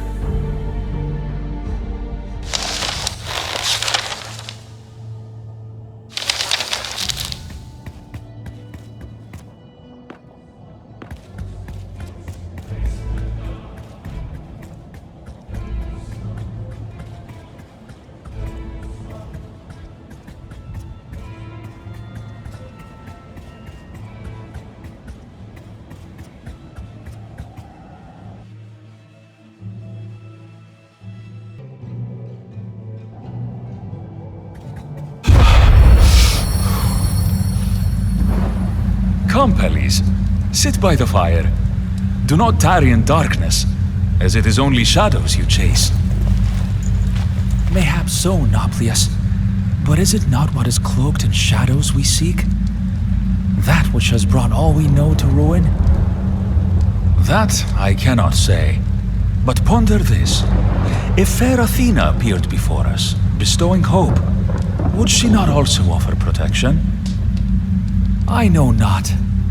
All that is certain is that a fear grips my heart like no other. Athena's promises do little to Hold! What manner of creature are...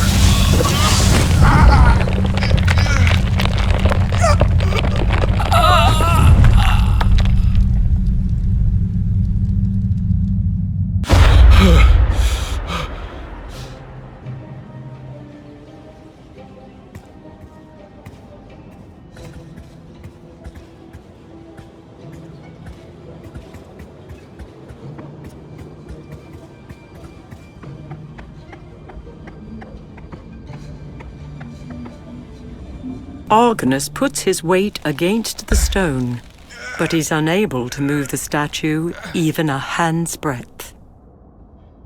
Without warning, the Cyclops appears, his single eye moving back and forth between Argonus and the broken statuary.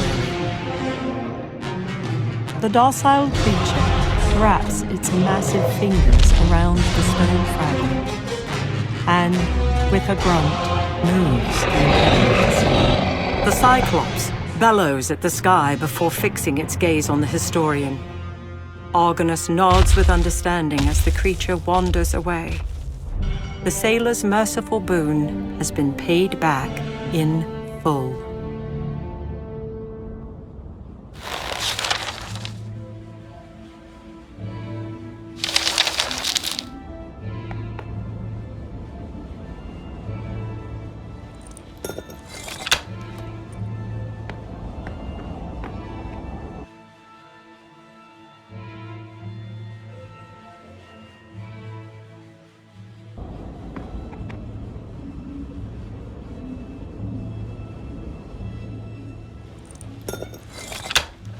The final keystone placed, a deep grinding fills the air, and heavy stone doors slowly open, revealing a dark passageway beyond.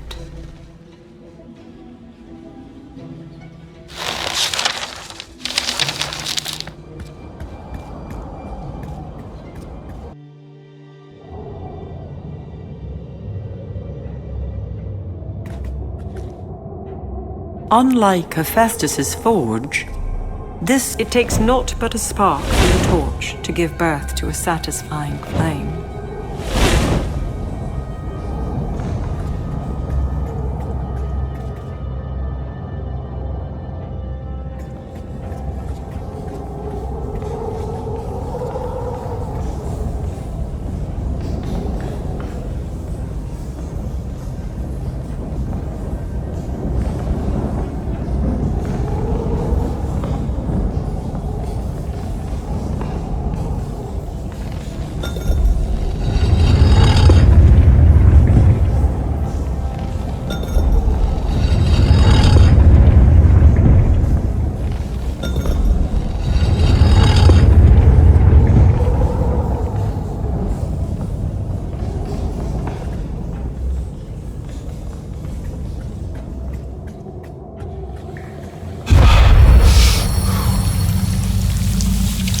Milise file caparese.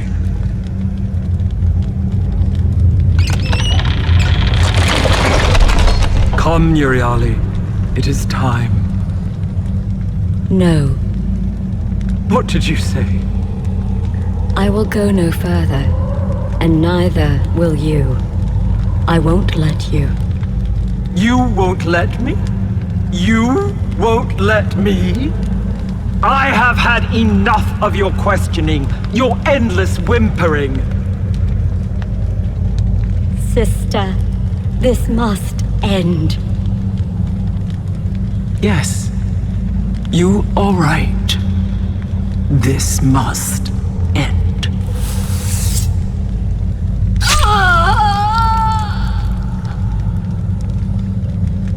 What have you done, Thano? What was required. Goodbye, Euryale.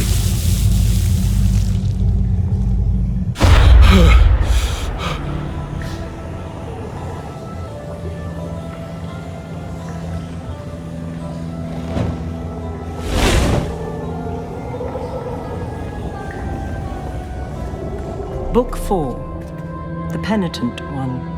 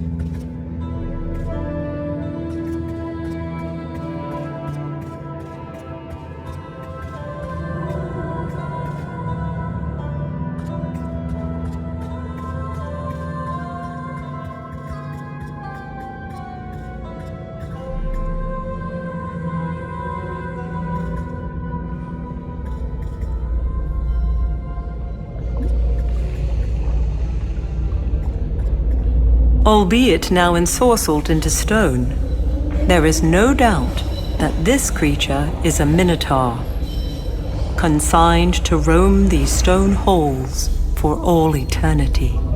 After a moment of concentration, Argonus unleashes the Daimon's power upon the stone minotaur. The beast crumbles to the ground, its soul never again to maunder dark corridors.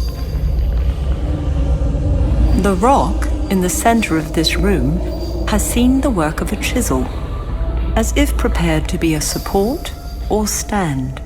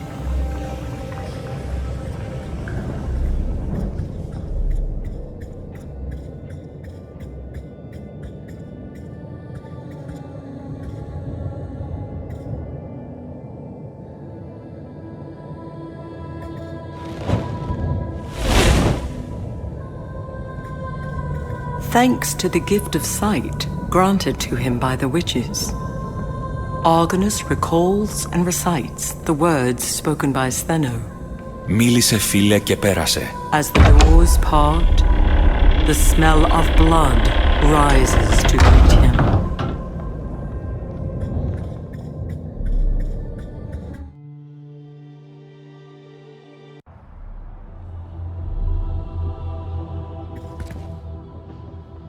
Rattled breathing leads Argonus to a broken form, half hidden against a stone wall within this dark chamber.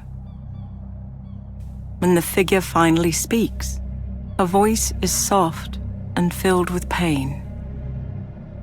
Come no closer, Argonaut, else you be brought low like many men before you. Even though I, Euryale, refused to let my gaze fall upon them, I offer no excuses, no defense. My acquiescence of my twin Stheno has made me culpable for their deaths as well. Euryale pauses for a moment, catching her breath before continuing. can, however, offer you something else. Something you seek.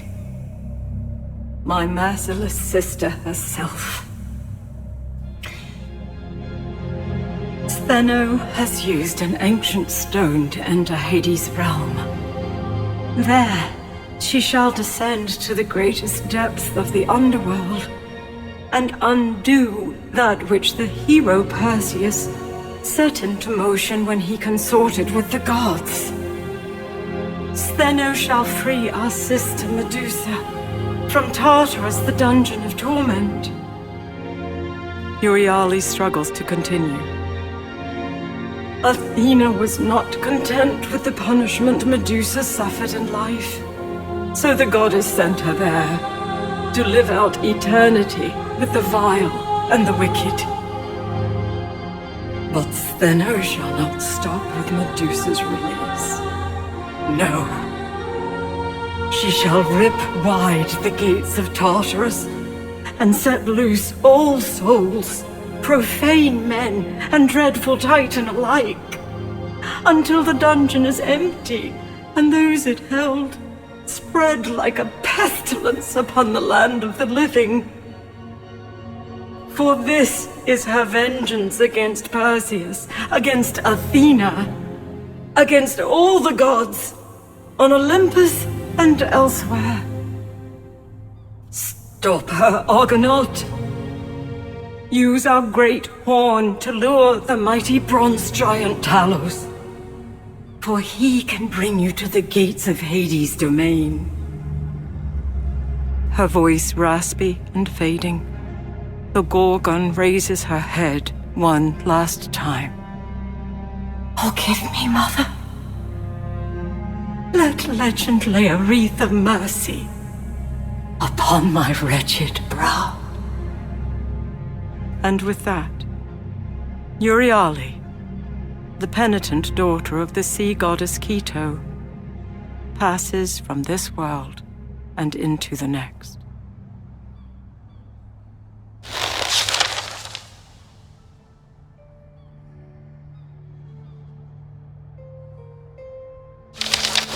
I am a fool, wandering in a desert, muttering words of salvation and revenge through parched lips.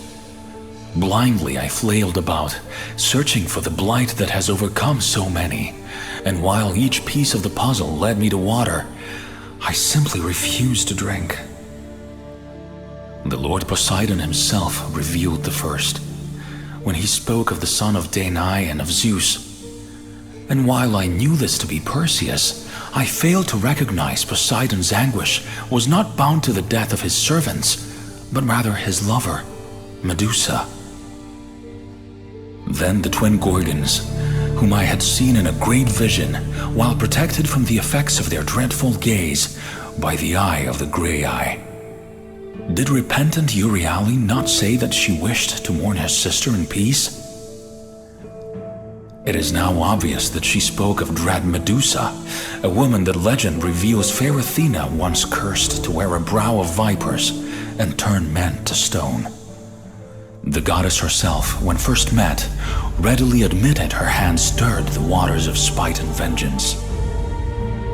Now I see clearly that this sailor must do more than prevent the death of his shipmates. I must stop this dread ripple from becoming such a great wave as to pour unhindered from Hades' realm and drown all I hold dear.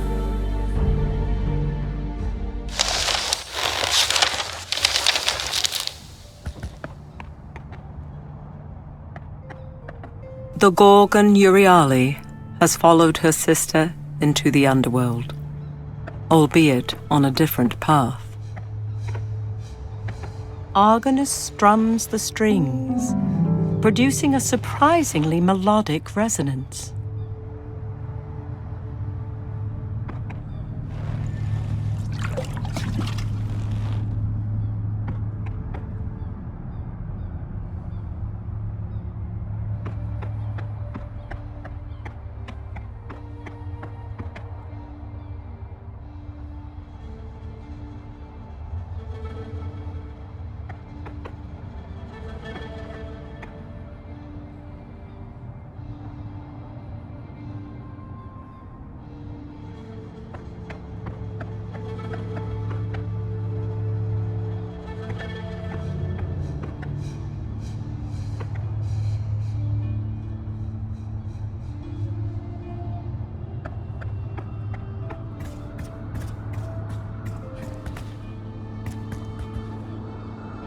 Argonus presses his lips to the horn.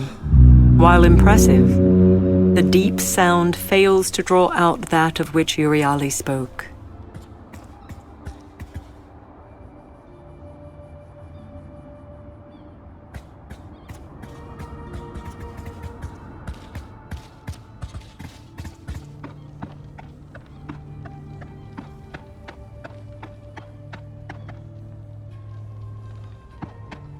At first glance, this boat appears to be nothing more than a child's toy. However, upon closer examination, it is quite familiar.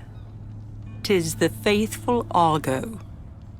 His hand shaking, Argonus moves the model of his father's ship from shallow waters to the beach surrounding it.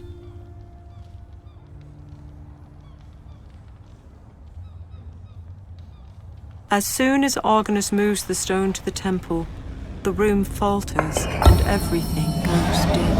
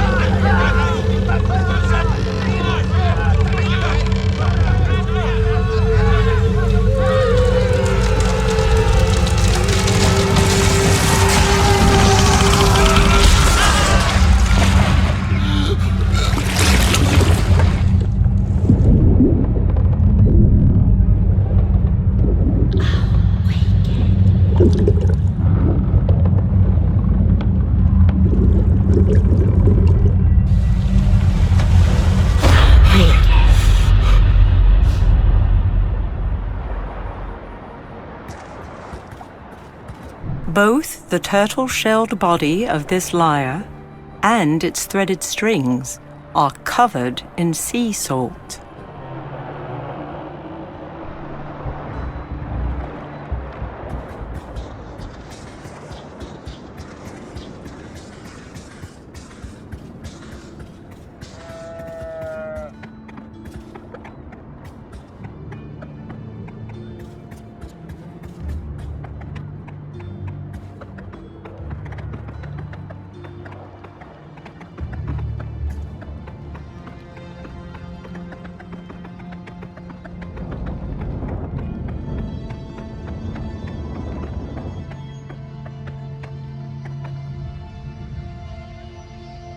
Once the stone is held within the light, the world around Argonus wavers.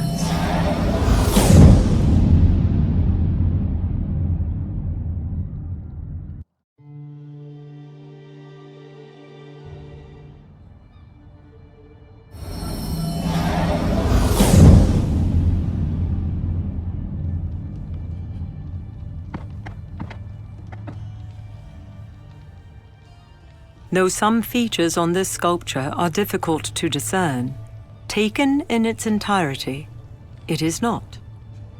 'Tis a stone map of this very isle. Which god is worshipped within this temple is both curious and unclear. As soon as Argonus moves the stone to the temple, the room falters and everything goes dim.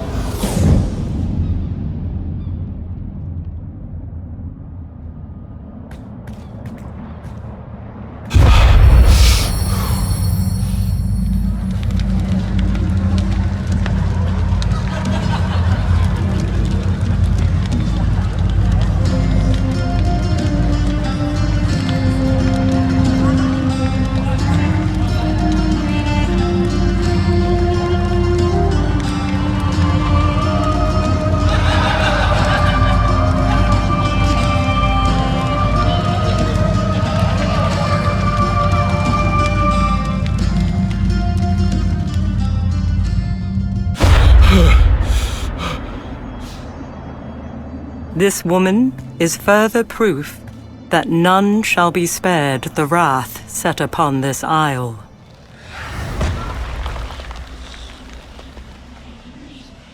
Surely a worshipper, this man and his drum have now become naught but a religious ornament. This woman was caught unawares, having been transformed to stone while playing for her god. Argonus is unsurprised when the sculpture of Apollo stirs. After all, he has come to expect such things upon this enchanted isle. What does startle him, however, is how casually the son of Zeus dismisses him out of hand. How is it that a mere sailor may enter my temple and approach Apollo in such a manner, his hands empty of tribute, no song upon his lips? The god's voice becomes despondent. Look about you. All things have been diminished. This sanctuary, once full of music, is now not but a tomb of silence. I sense that you would require something of me, yet you, a scholar, do not bring me the very thing which my heart desires. Before Argonus can utter a word, the god of music turns away from him, but not before laying a pledge upon the sailor's shoulders. Return with an offering worthy of one such as I, and the light of Apollo may yet shine upon you.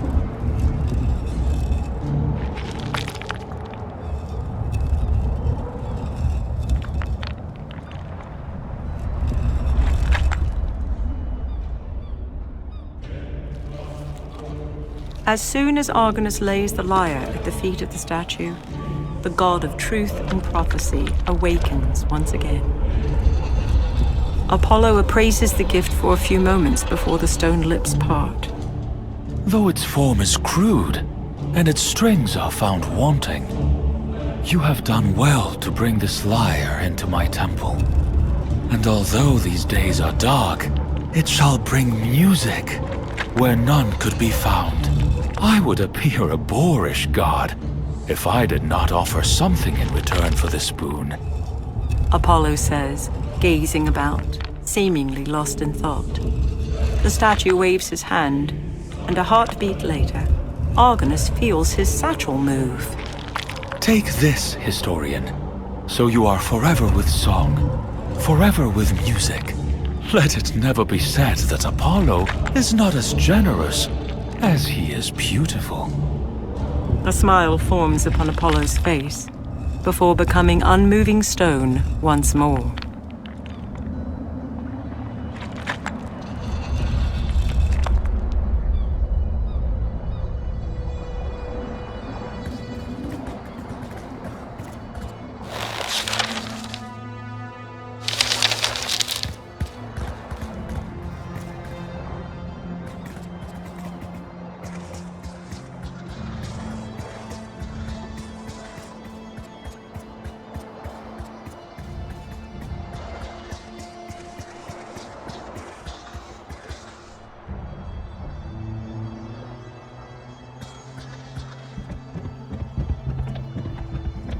Amidst bold heroes, none rose above great Admetus, who now stands bewitched within a husk of stone and clay.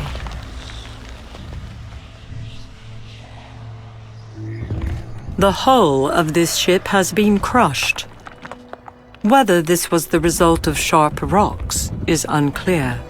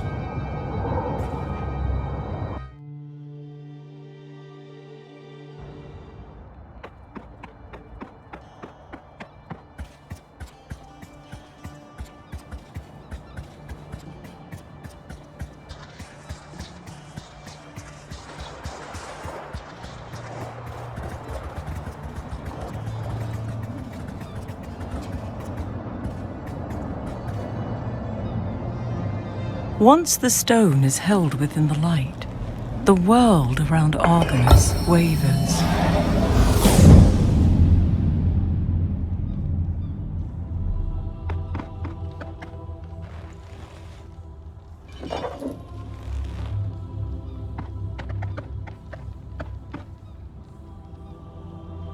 As soon as Argonus moves the stone to the temple, the room falters and everything goes dim.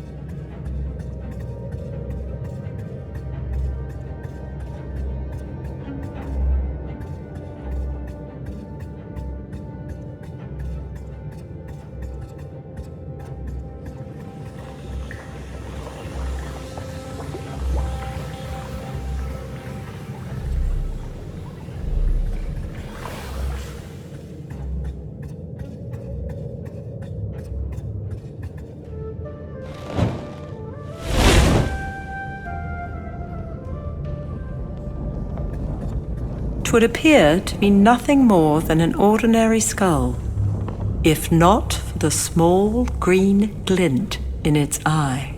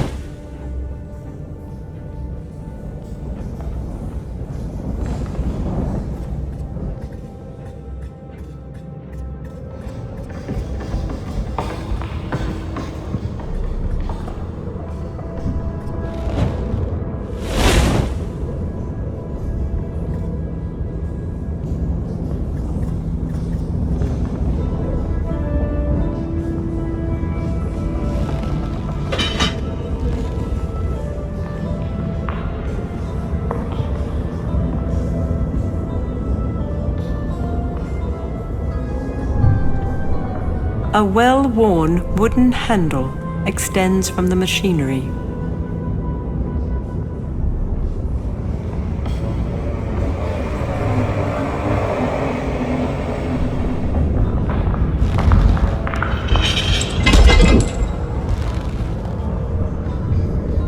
Argonus pulls the wooden handle, and with a groan of protest, the platform beneath his feet begins to move.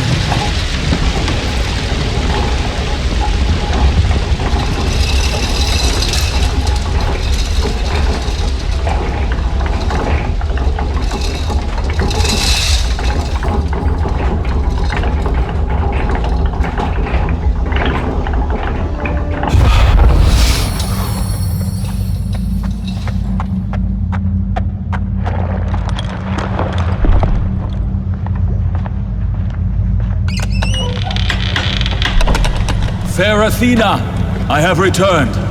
Reveal yourself to me, as your servant awaits. I am here, Perseus. Do not be afraid. Did you accomplish the task I set before you? I have, my lady. The Grey Eye revealed the location of Hera's nymphs, who in turn provided me with the sack you see before you. And what of the other labors? I have fulfilled them as well. Winged sandals from Hermes, a dark helm from Hades, and from your father, a great sword. Well done, Perseus. But even all of this will not be sufficient to cleave Medusa's head from her shoulders. A final gift, a polished shield of gold. Use it wisely, else the Gorgon's gaze shall be your downfall. Now go, my warrior, and finish it.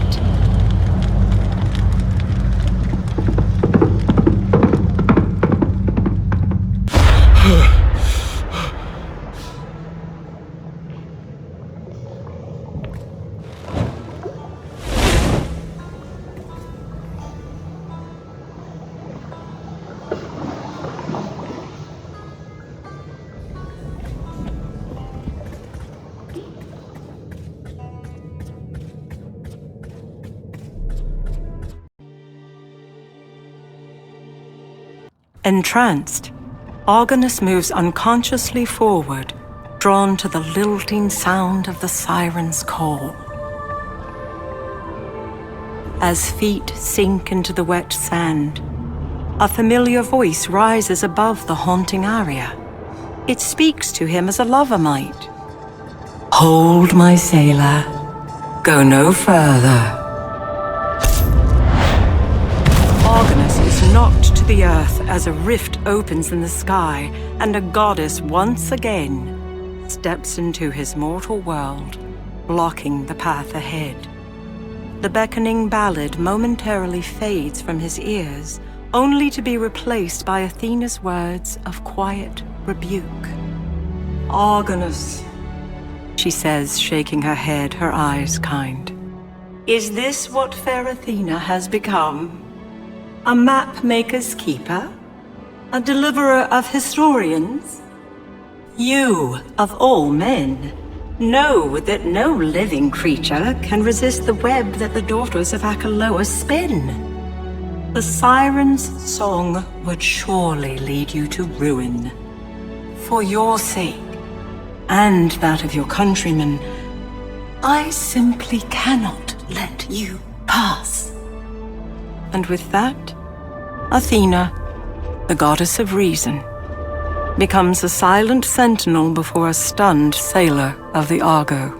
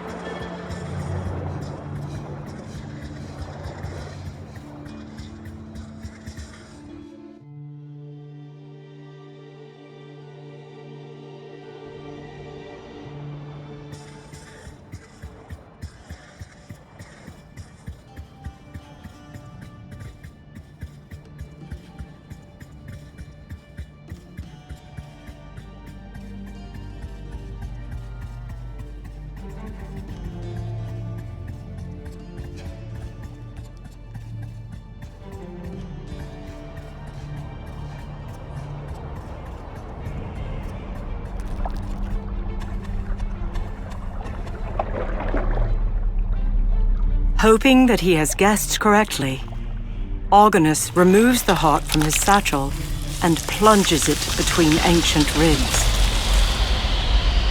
Sensing its master, the skeleton turns hollow eyes toward the sailor, beats sword against shield, and obediently follows.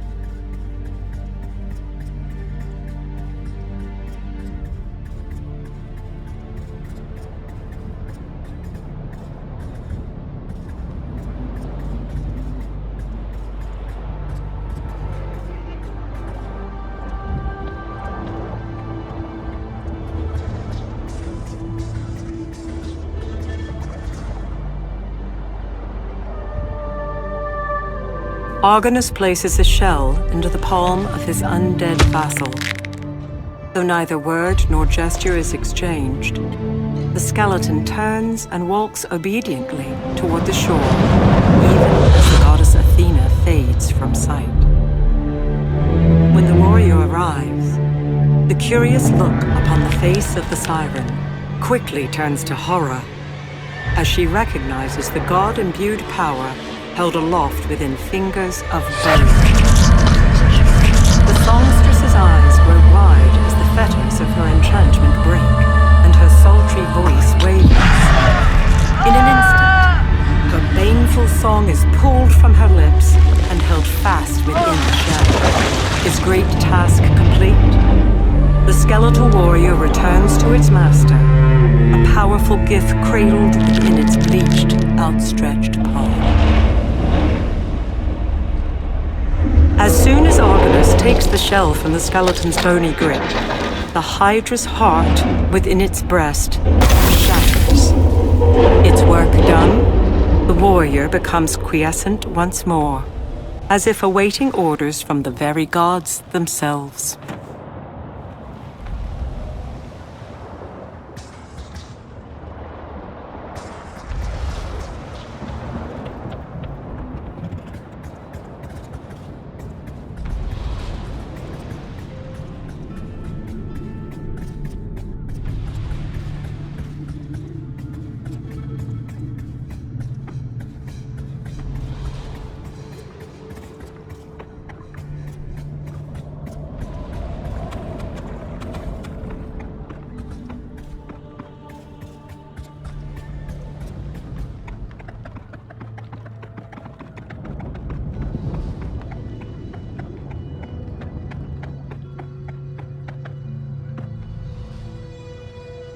Once the stone is held within the light, the world around Argonus wavers.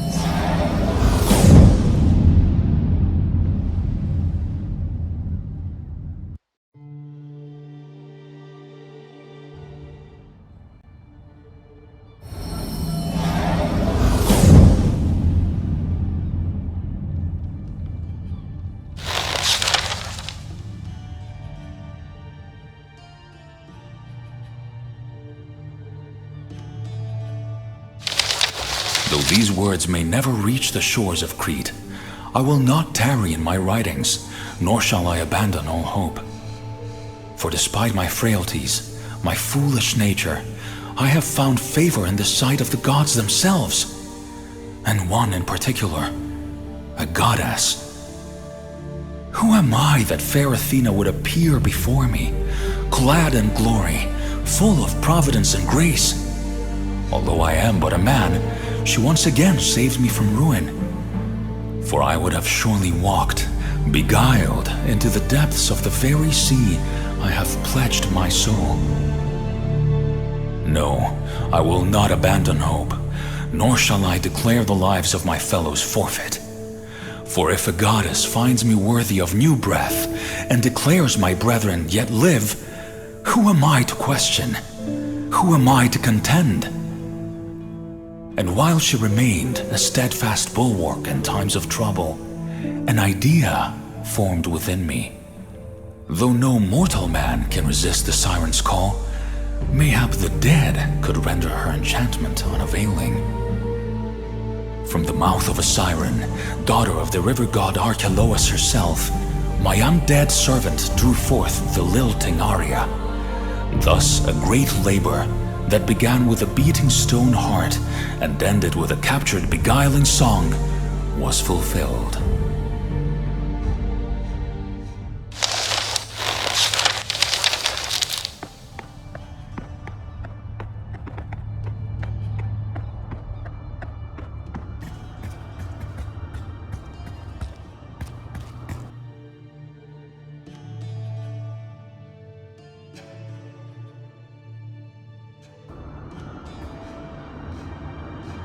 Remembering Euryale's dying words, Argonus holds Apollo's gift to the mouth of the massive ram's horn.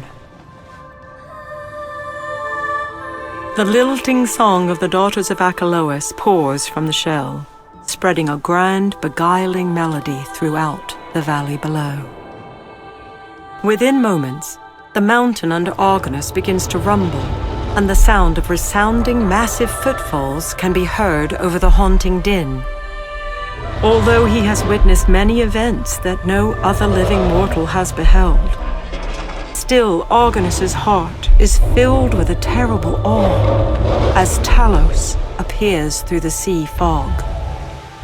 Drawn by the siren's call, the bronze giant moves steadily, striding toward the mountain until its massive head fills the arched windows of the Gorgon's lair.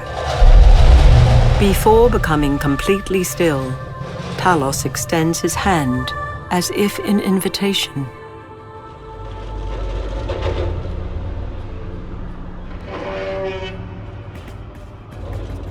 Sensing a finality to his quest, Argonus does not disappoint the giant. With a deep breath, the sailor steps hesitantly onto the immense bronze palm. Argonus girds himself as if bracing for the crash of a mighty wave, and great Talos turns from the mountain and begins moving once again.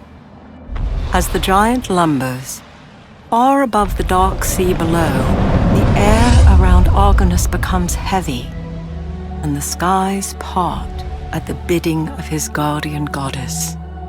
Athena, once again revealed in glory, smiles as she speaks. Argonus, my hero, my warrior. You have done what no man has done before you. Yes, you are nearly there. But where you now go, fair Athena cannot. Do not lose heart, for my promises are true, and your brethren await you. Again I say, do not despair, for you have proven yourself time and again, and neither Stheno nor the gates of Hades' realm can hinder you. The goddess lifts her hand in a final blessing as the rift closes about her and she fades from view. Fare thee well, sailor of the Argo. Fare thee well.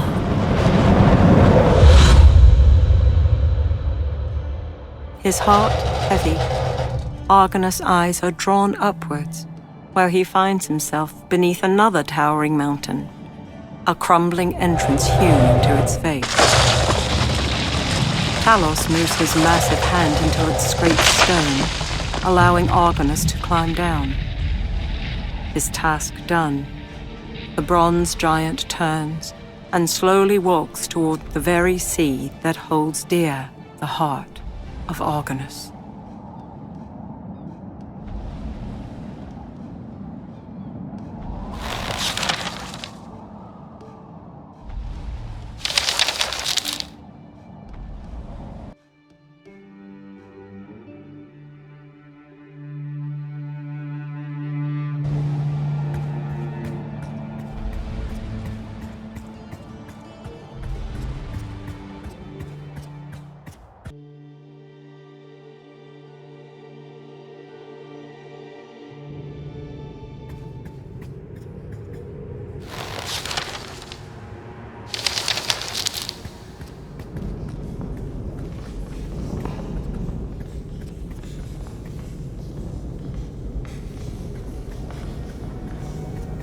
Book 5. These Dark Shores.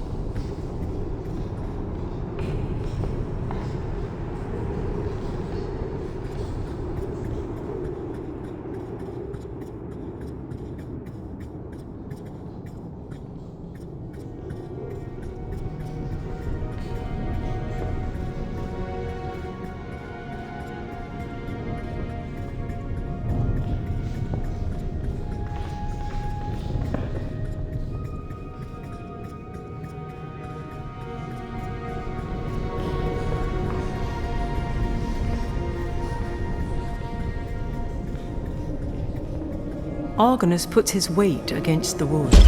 As the lever moves, the great stone doors pop.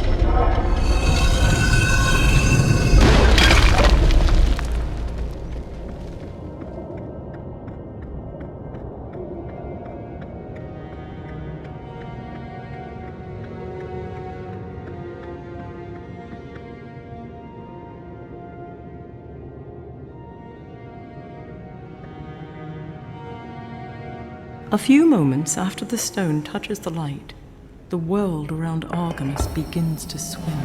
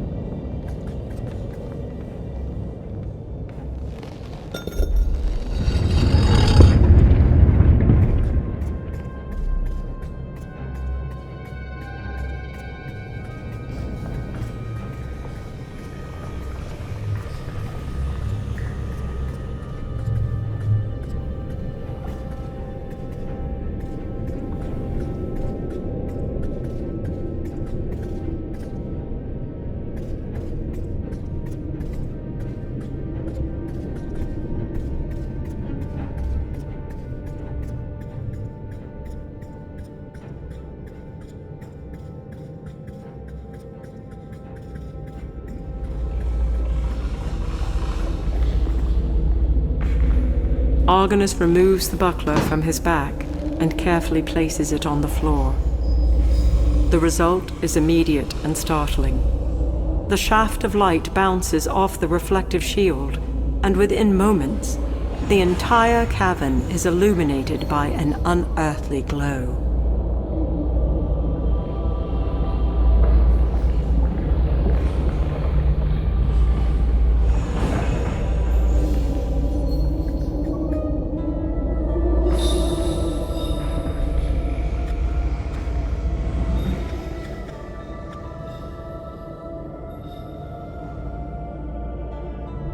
The rusted chain is no match for the enchanted sword. As iron links fold, a loud crash shakes the chamber, and the horror that was held captive high above settles on the stone floor below.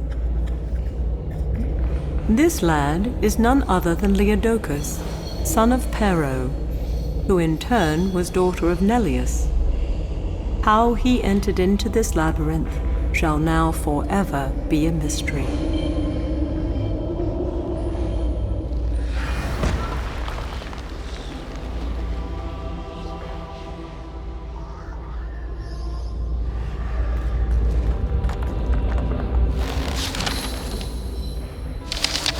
I have ventured deep into the mountain, through twisting corridors made of stone, lit by nothing more than the shifting light of my faithful torch and the scarce oil-filled vessel.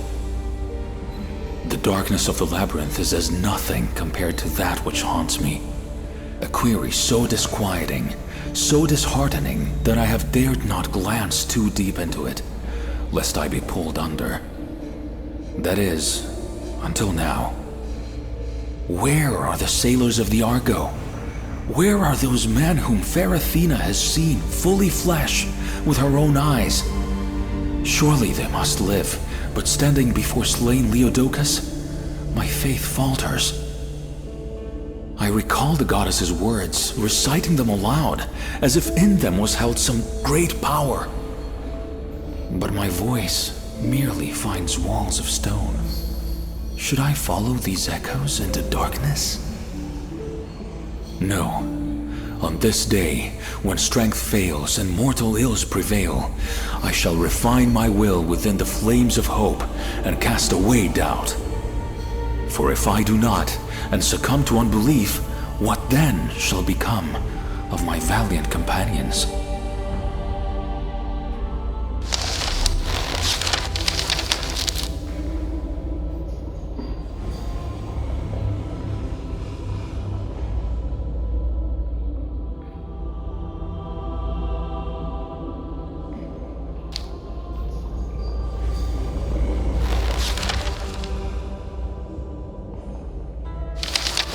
I am a fool. No one would fault this.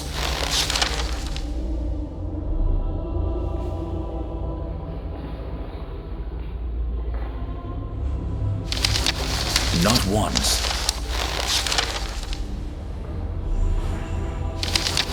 Let it be known that while I did not sail with the Phoenician prince Cadmus, I knew one other who sowed the teeth of a dragon. Jason, hero of the Argo and burglar of the Golden Fleece. At a shallow fount, tall stones set about, and a great tree at its head, I stood, the teeth of the mighty Hydra within my palm. With the goddess's words in my ears, I raised my hand and cast my prize into the shallow waters. I thought myself prepared, yet amazement and fear welled within my breast, gripping my heart. Skeletal foot soldiers, their polished shields bearing the Hydra's mark, rose from the earth and looked to the trees, whose great boughs bore the weight of the Harpies, foul beasts who desecrate and destroy. But they were no match for the children of the Hydra. With sword and spear, the dogs of Zeus were driven from the fair glade and into gray skies high above. And so, by my hand, the grove of the goddess Hera was made pure once again.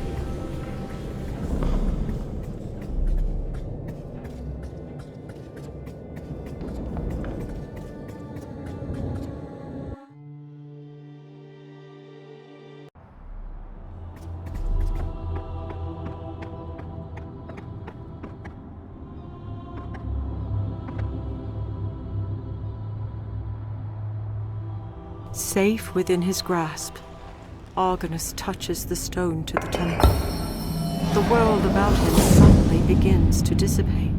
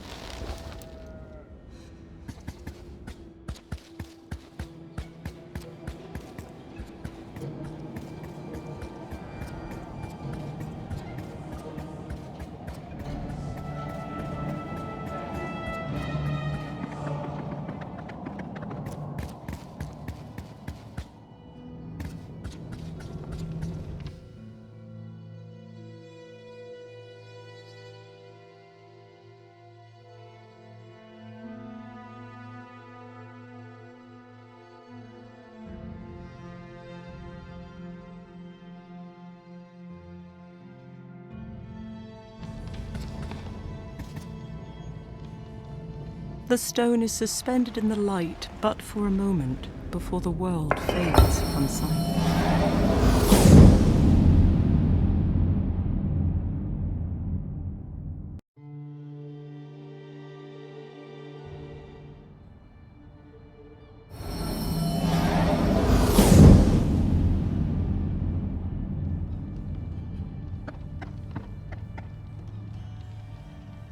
Safe within his grasp, Argonus touches the stone to the temple.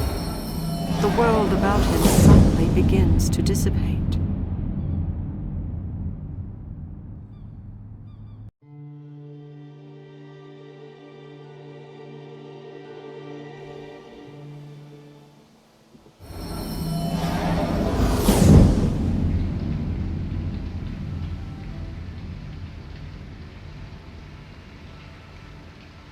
A few moments after the stone touches the light, the world around Argonus begins to swim.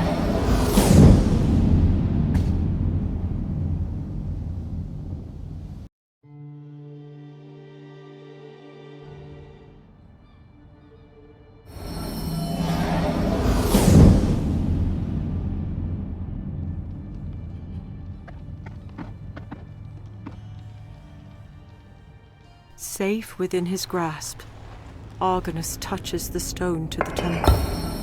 The world about him suddenly begins to dissipate.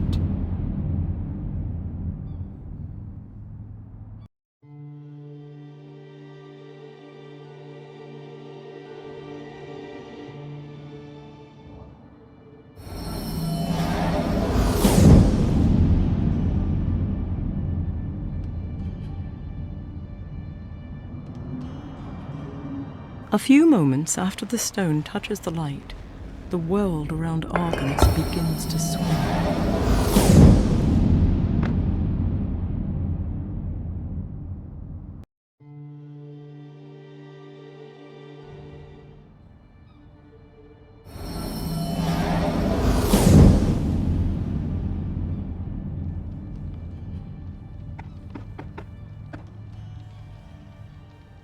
As soon as Argonus moves the stone to the temple, the room falters and everything goes dim.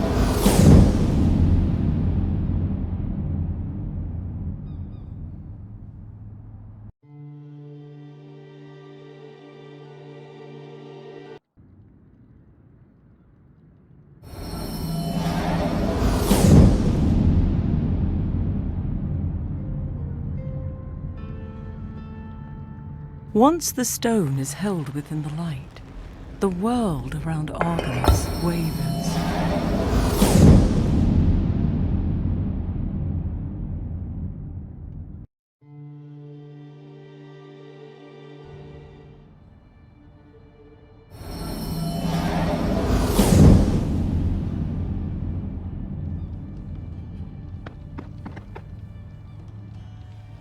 As soon as Argonus moves the stone to the temple, the room falters and everything goes dim.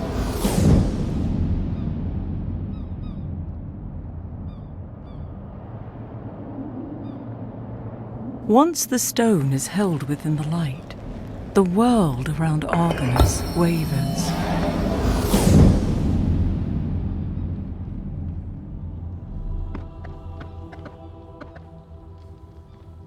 As soon as Argonus moves the stone to the temple, the room falters and everything goes dim.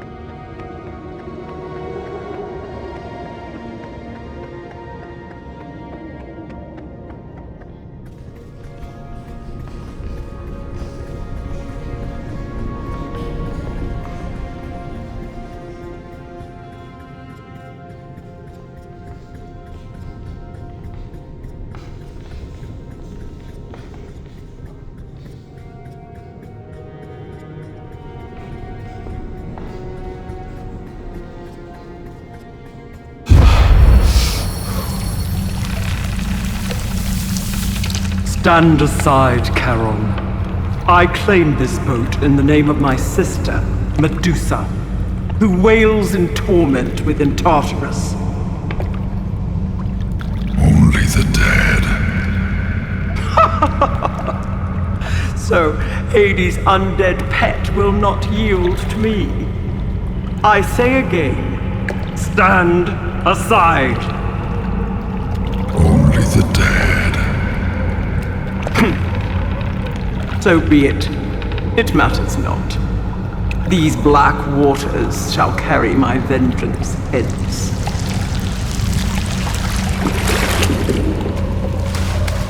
I shall return, boatman, with the hosts of the dead in my wake.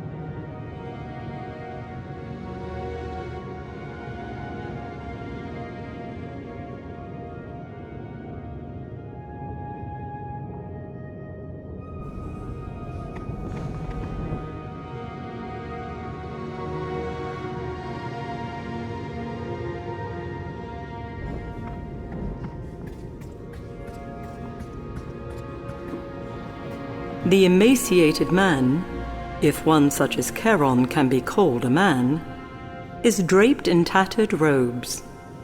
His skeletal hand is wrapped about an intricately carved rowing oar.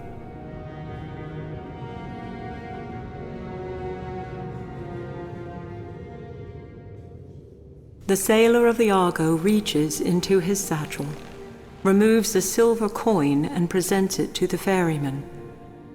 Charon gazes upon it for a moment, then simply shakes his head.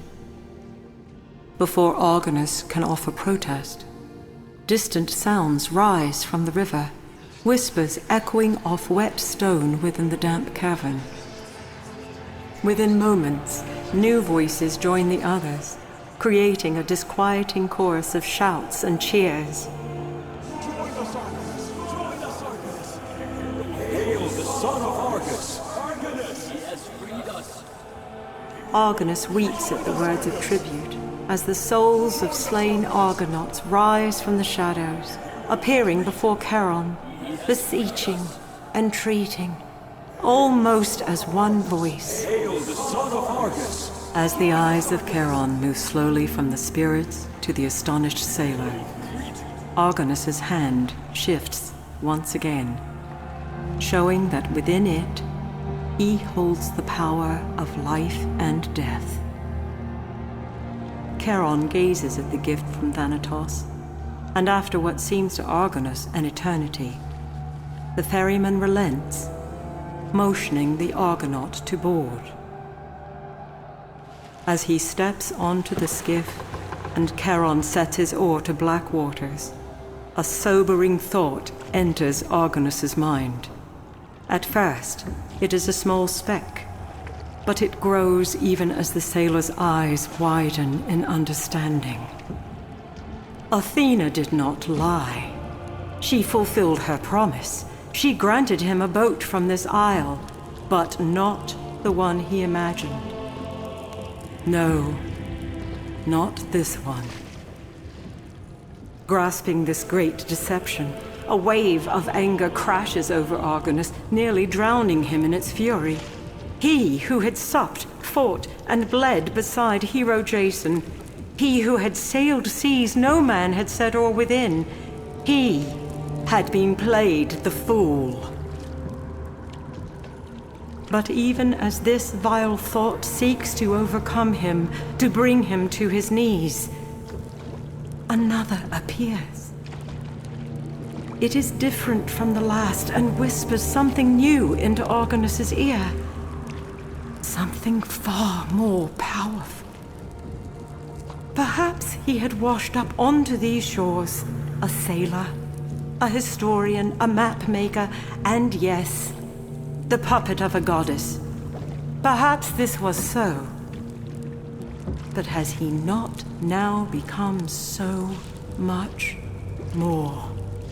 A hero in his own right, with a story yet to complete. Argonus, the rider of Pegasus, liberator of souls, bane of harpies, forger of light, sets his jaw, knowing that Thanos' retribution must come to an end. And as he stares out beyond the Black River, tendrils of darkness surround the boat, and the underworld claims him as its own. Spell it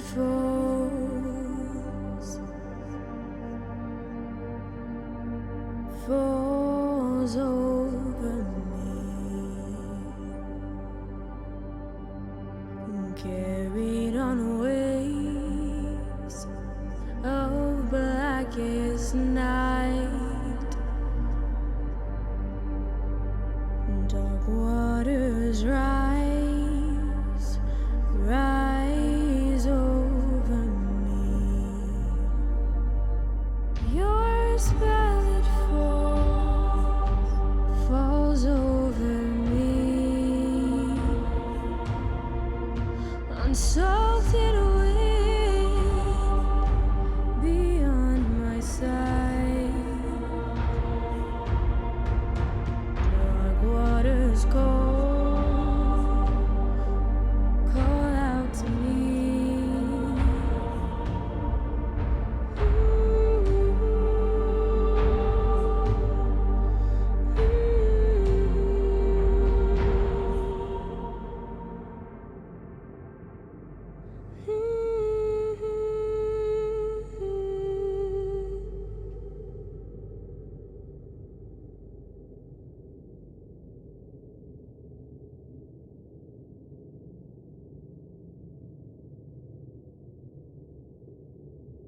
Epilogue.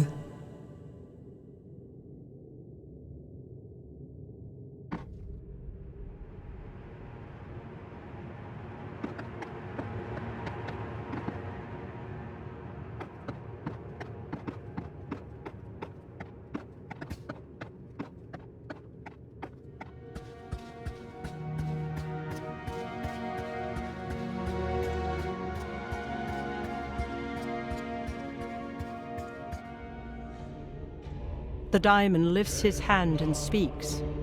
Well done, Argonaut, for thou hast accomplished that which I could not. When my lord Hades recalled me to his realm, mighty Thanatos obeyed, for he is master, and I servant. Yet I am also the shepherd of the dead, and to abandon the souls of that isle went against my very nature. Thanatos looks about before addressing the sailor once more. The Gorgon is just beyond where thou dost now stand, and though thy courage is great, it will not be enough to hinder her. As I am in thine debt, Thanatos will now repay. Gird thyself for what is ahead, sailor of the Argo. And with that, the Daimon fades into the darkness.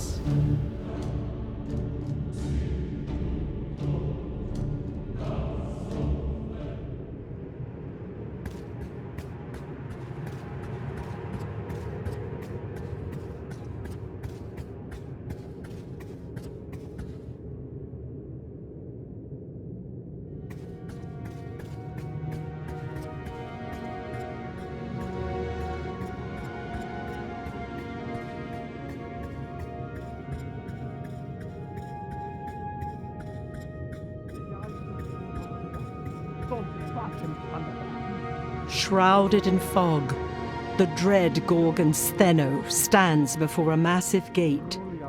The gate to Tartarus, dungeon of torment. A mysterious chant falls from her lips as she gestures wildly. Stheno hears Argonus approach and turns to face him. Before her transforming eyes can settle upon the sailor, Argonus raises the gift of Hephaestus and the torch blazes into life. The Gorgon shields her face against the blinding light. Stheno rages, her words daggers. I will have your head for this, Argonaut!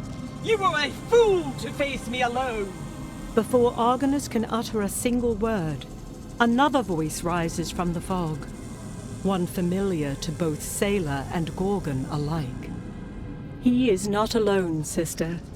Amazed, Argonus watches as Euryale slithers across the rocky ground toward her twin. Stheno begins to wail. Euryale! We're so close! Kill him! Kill the Argonaut! No, Stheno. I will not, Euryale replies, her voice strong, her body restored by a grateful Daimon. We must free our sister! We must free Medusa! No, it is you that must be freed. Freed of your madness. That, Euryale grabs hold of her sister, and the light of Hephaestus becomes like the sun, engulfing its occupants and driving the darkness from every corner of the cavern. As suddenly as it appeared, the light fades, leaving a stunned sailor of the Argo standing alone within this dread hole. It takes a moment for Argonus's eyes to adjust to the darkness. Before him is a statue, or rather 2 statues, embraced in time.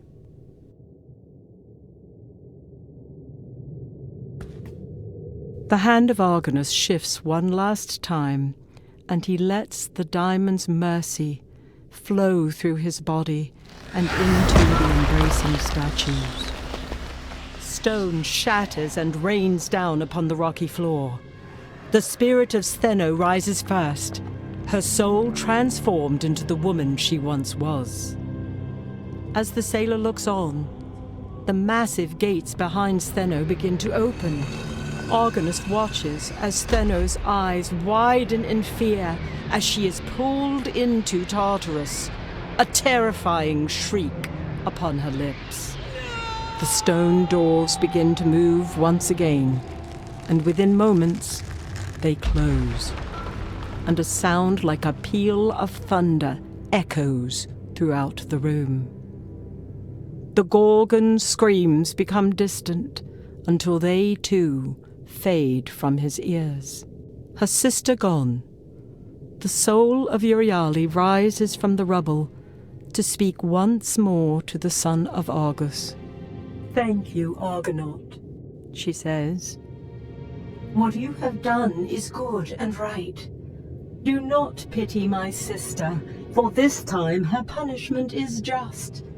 Do not pity me, as your grace has freed me from a life of torment, and now I can rest my weary head. But what of you? Euryale says as two great portals appear. By your actions, you have earned a place in the golden fields of Elysium beside your brethren. You may stay here and be at peace, where your labors will be naught. Or perhaps your story is not yet finished. If you so choose, you may return to grey swells and blue seas. With those final words, the soul of Euryale departs into the portal and is seen no more.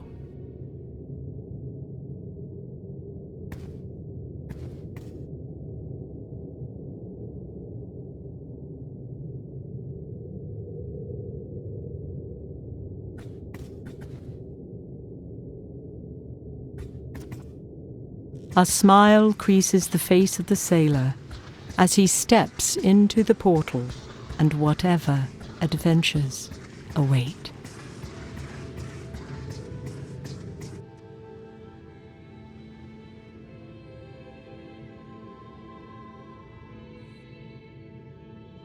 Now bend your ear one last time to Calliope, lover of Ares and muse of much renown. The story of Argonus and the gods of stone has been told in epic verse, and like the namesaked sailor, I too must depart from this isle, putting aside quill and parchment. Argonus has fashioned a mighty ship, manned by a new crew of Argonauts, and tirelessly recounts his adventures upon the uncharted isle of Mythos. And while his legendary journeys continue, the curtain has been drawn, and our role in this grand play is at an end.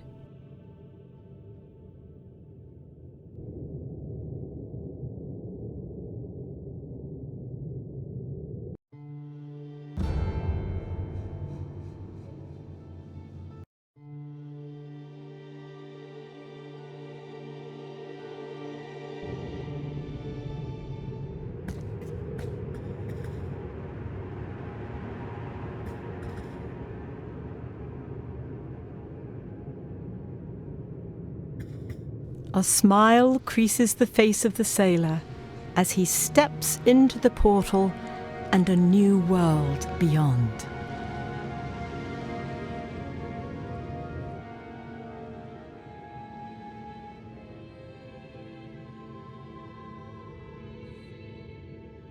Now, bend your ear one last time to Calliope, lover of Ares and muse of much renown. The story of Argonus and the gods of stone has been told in epic verse, and like the namesaked sailor, I too must depart from this isle, putting aside quill and parchment. Argonus has been reunited with his brethren, and walks the golden fields with his mother and father. And while the day may yet come when his legendary journeys continue, for now, the curtain has been drawn, and our role in this grand play is at an end.